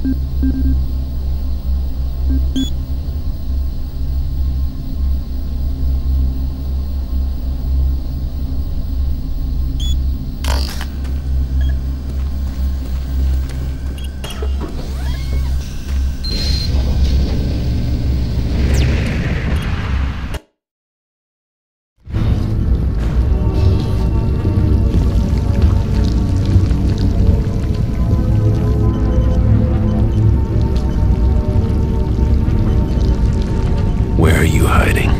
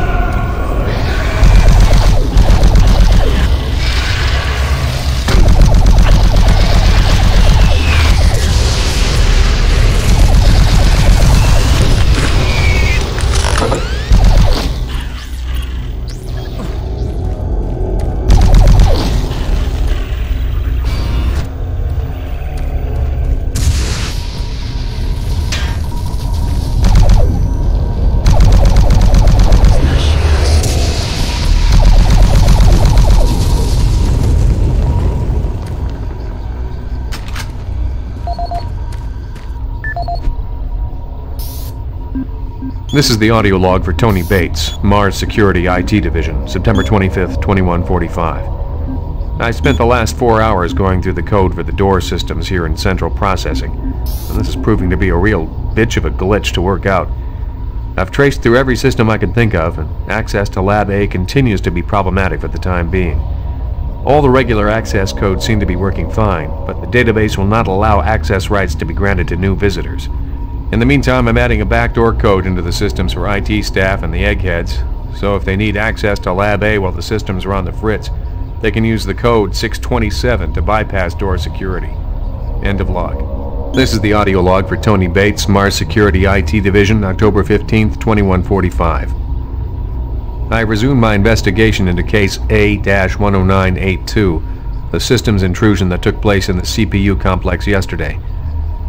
All network traces seem to originate from an old system located in Site 2, Office S2-038. What is truly troubling is that engineering informs me electrical systems have been offline in that section for years, and were only reactivated this morning in order to prepare more storage space.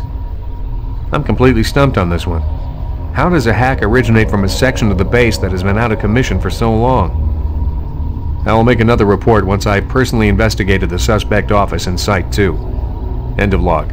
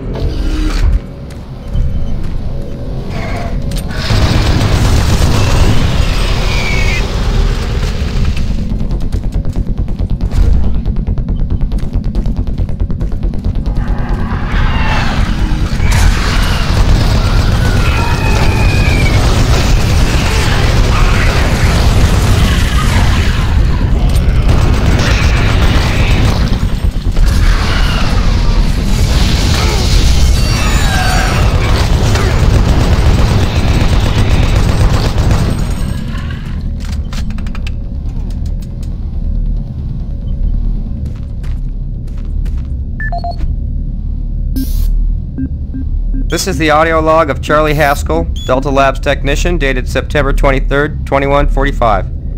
We're making good progress in increasing the max range of Chamber 3 in the Delta complex. We've been crunching numbers all night and feel that with a few slight modifications, we should be able to boost output to cover all of Delta. The latest schedule changes are wreaking havoc on our current systems, and it's not uncommon to see system utilization at 99% for days at a time. We understand that Lab A has finally received the NREC 6809 systems. Please consider this a formal request for a block of 2 hours to run our latest formulas at the soonest available time.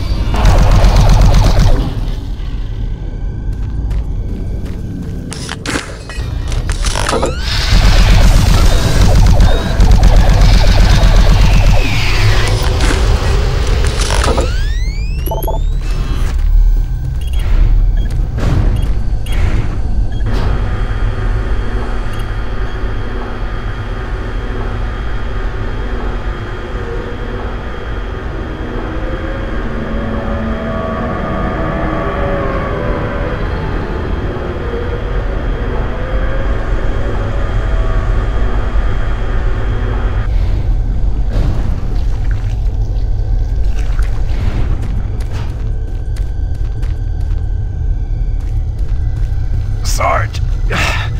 Find him! Gotta find him! My gun! He's got my gun!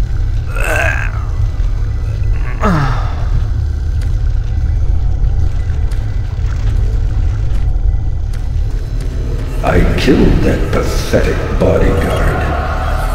And now I will kill you.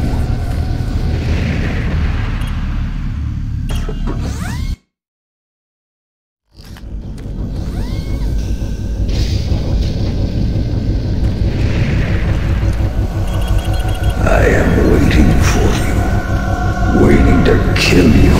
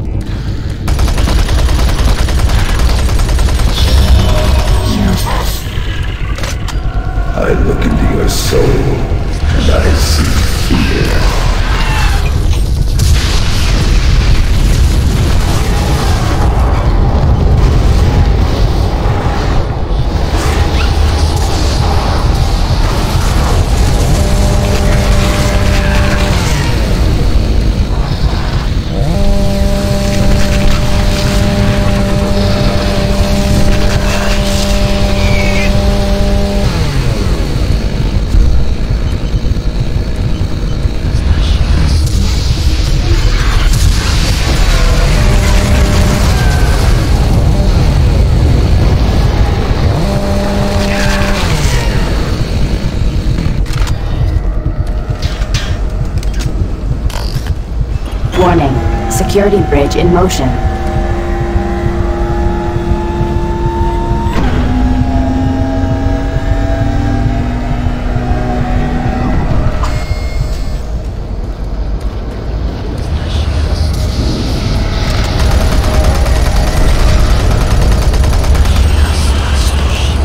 Select bridge destination.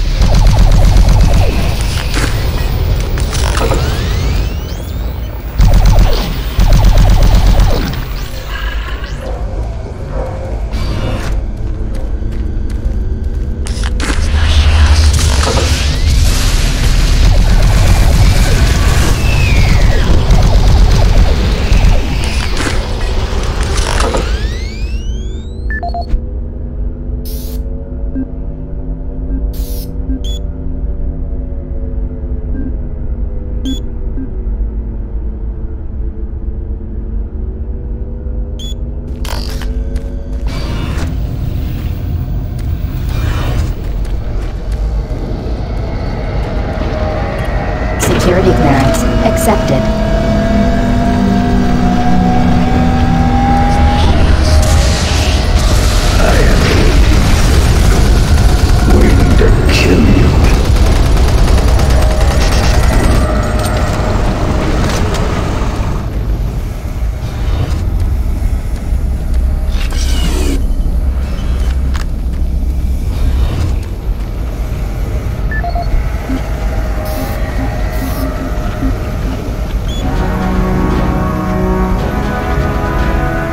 Representing the pinnacle of UAC research and design, The BFG 9000 is the most advanced firearm ever designed. Fully self-contained and deployed as a handheld platform, it is capable of an excessive amount of firepower. The BFG 9000 contains sophisticated friend or foe technology that discriminates targets in real time. Each projectile contains a small but very powerful computer core that actively maintains targeting and delivers a stream charge down each beam to soften targets before detonation. The detonation stage of the projectile is devastating. Targets within 15 meters of the flashpoint are not likely to survive. While not recommended for small quarter combat, the BFG 9000 is ideal in the field and against multiple targets. The only foreseeable defense is small arms ballistics. If the projectile is destroyed before exploding, the computer core cannot process the final fusion reaction, resulting in a less than optimal detonation. For more information, contact the UAC's Advanced Weapons Department.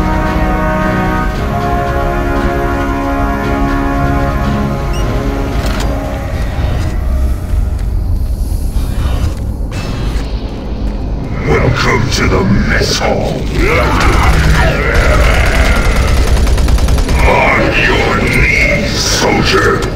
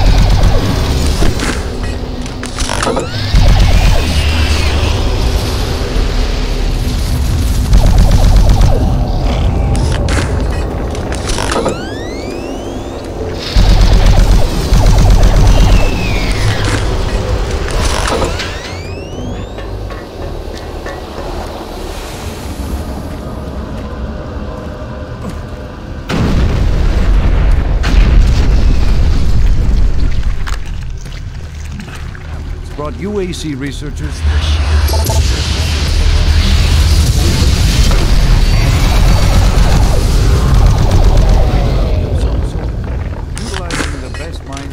Are you sure you killed them?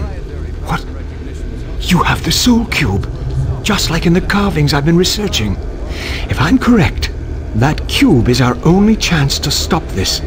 No time to explain now. You need to get to the caverns quickly. Take my PDA. It's right there on the desk. It's got security codes for the area, and my research logs on it. It'll help. I can't go with you. I need to finish my work here. Good luck.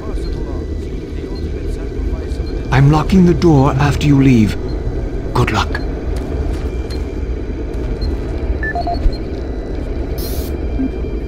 This is the audio log of Dr. Pierce Rogers. I don't know if I'll make it off the base alive. I don't have much time, so I'll sum up what I have quickly and upload the rest of my finding into the databank. I hope someone finds them. It was all on the stone tablets, all the answers. I can't believe we never saw it. It was as plain as day. If we had only slowed down the development of the teleporters and tried to really learn what the tablets were trying to tell us, trying to warn us. The ancient people battle the same demons that are attacking us now. The demons came through the teleporters that they built, just like now. They created the Soul Cube and used it to stop the demons, to drive them back to hell. I don't know how, but that must be the answer. That is why that artifact was left behind, left for someone to find if something like that ever happens again. I can't reach Delta from here. I won't make it. I truly hope and pray someone finds the Soul Cube, and it helps. Lord, help us. End of log. This is Dr. Pierce Rogers, lead archaeologist currently stationed on Mars. As the preliminary reports have suggested, we have made some amazing discoveries here on Mars. Life on Mars has long been theorized, but we never imagined anything like this. The initial chamber was discovered in 2115. It leads into what is now known as Site 1. Site 1 is the largest of the sites, and we are still actively working there. It is made up of a series of chambers and connecting tunnels, all of which are covered in glyphs and symbols. Using the UAC pattern processor, we have finally been able to understand some of the glyphs, and from them, here is what we have learned. The ancient people looked like us, at least to the extent that they were bipedal and were similar in shape and size. Their level of technology was astounding. For instance, the glyphs at each site were carved into the rock by some sort of machine, and each one is precisely cut from the stone. It far exceeds the precision of anything we can do. They had a social structure that seemed very aristocratic, with a lot of emphasis on social stature and structure. Site 2 is a much smaller set of chambers, mostly containing burial sites, temples, and various amounts of individual artifacts. This site has been photographed and cleared out, and all material is back on Earth for study and review. Site 3 produced our prize artifact, what we call the Soul Cube. If you have read or seen the other material, you probably know that this once grand civilization was attacked by some unknown force. And if we can believe what is written in stone, they sacrificed most of their society to drive the invaders back. There are additional reports filed on the Soul Cube with Central Administration. We also recovered several other device-type artifacts. They are not as ornate as the Soul Cube, but each appears unique. We are still learning how to interpret all of the glyphs, and hopefully, once we have that completed, the science teams can provide more detailed information on their technology. Now, these are truly unique and special times for archaeologists.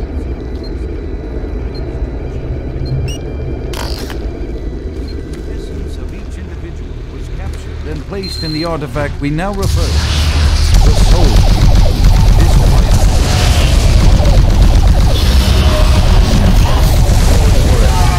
Our researchers are still at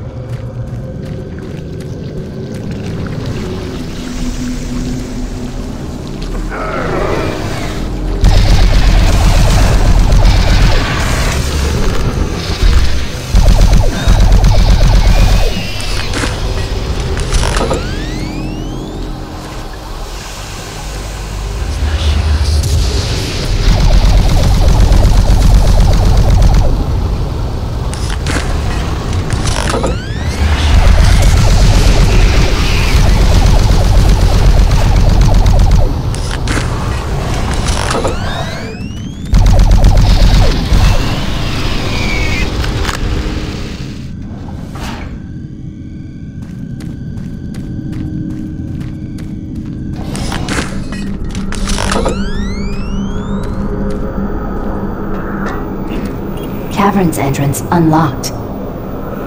Freight loader returning to station.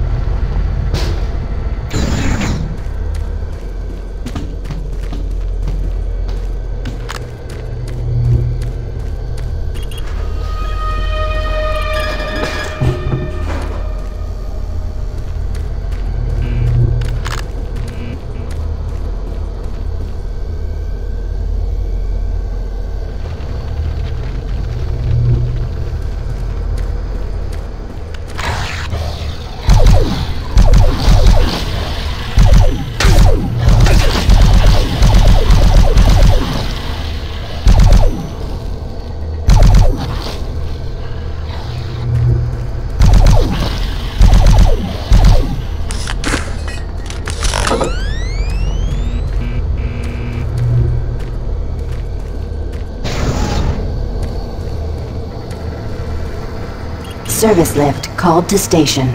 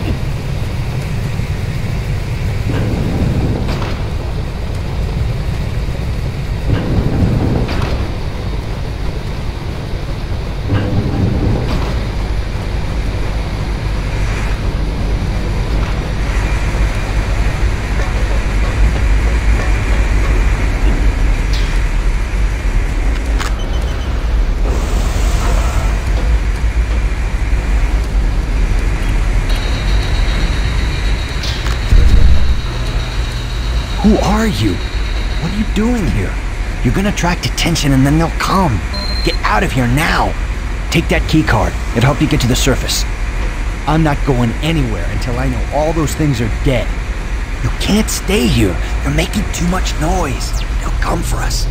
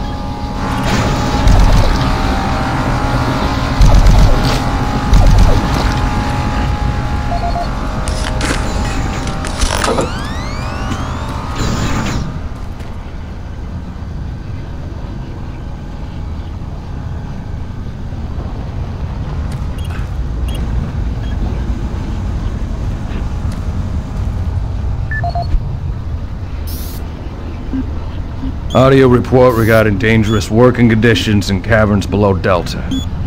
This is Bob Cody. Today is October 18th, 2145. My crew's been rewiring the generators as ordered for the last several days. We can't finish the work. We're stopping after today. This job ain't worth dying for. We'll be collecting our gear and tying down what we can. We call them howlers because that's how they start. First the howling gets louder, the screaming, then shaking Earth. Mars quakes, throws everything around. Makes walking on the catwalks impossible and working with voltage stupid. The noise is if some of the guys spooked, and I don't blame them. Nothing natural about what we've heard. If someone can figure out what's causing the howlers, I'll get the crew to finish the job. Till then, we'll be available for a new assignment tomorrow.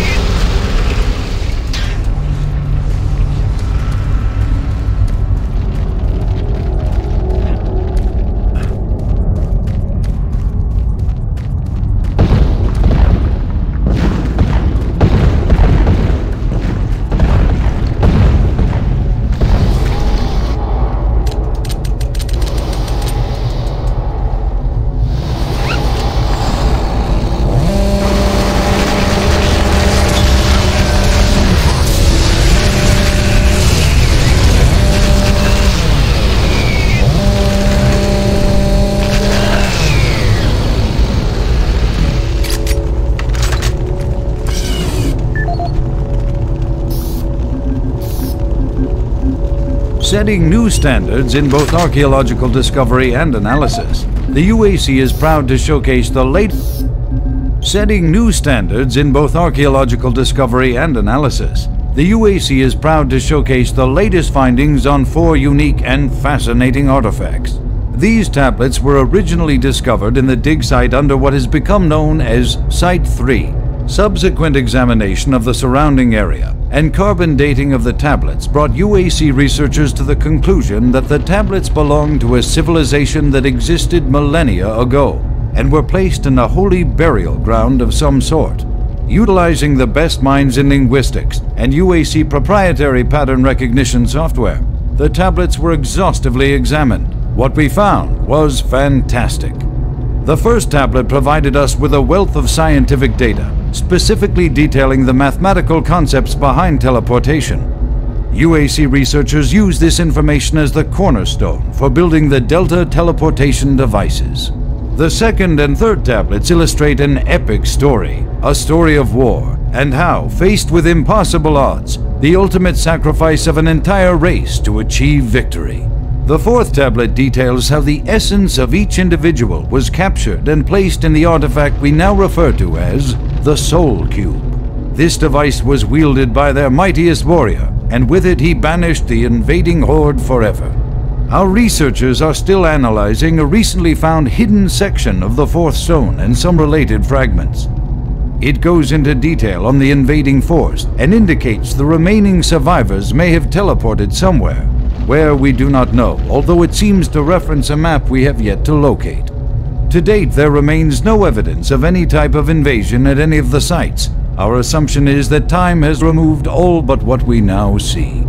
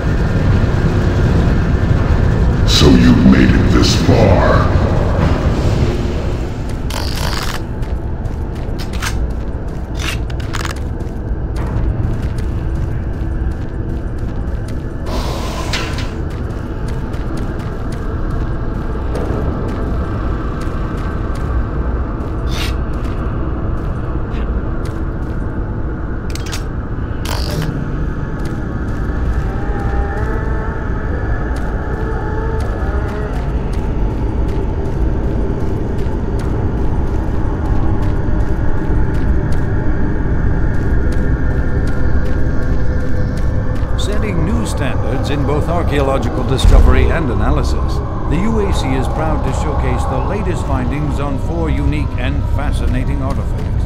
These tablets were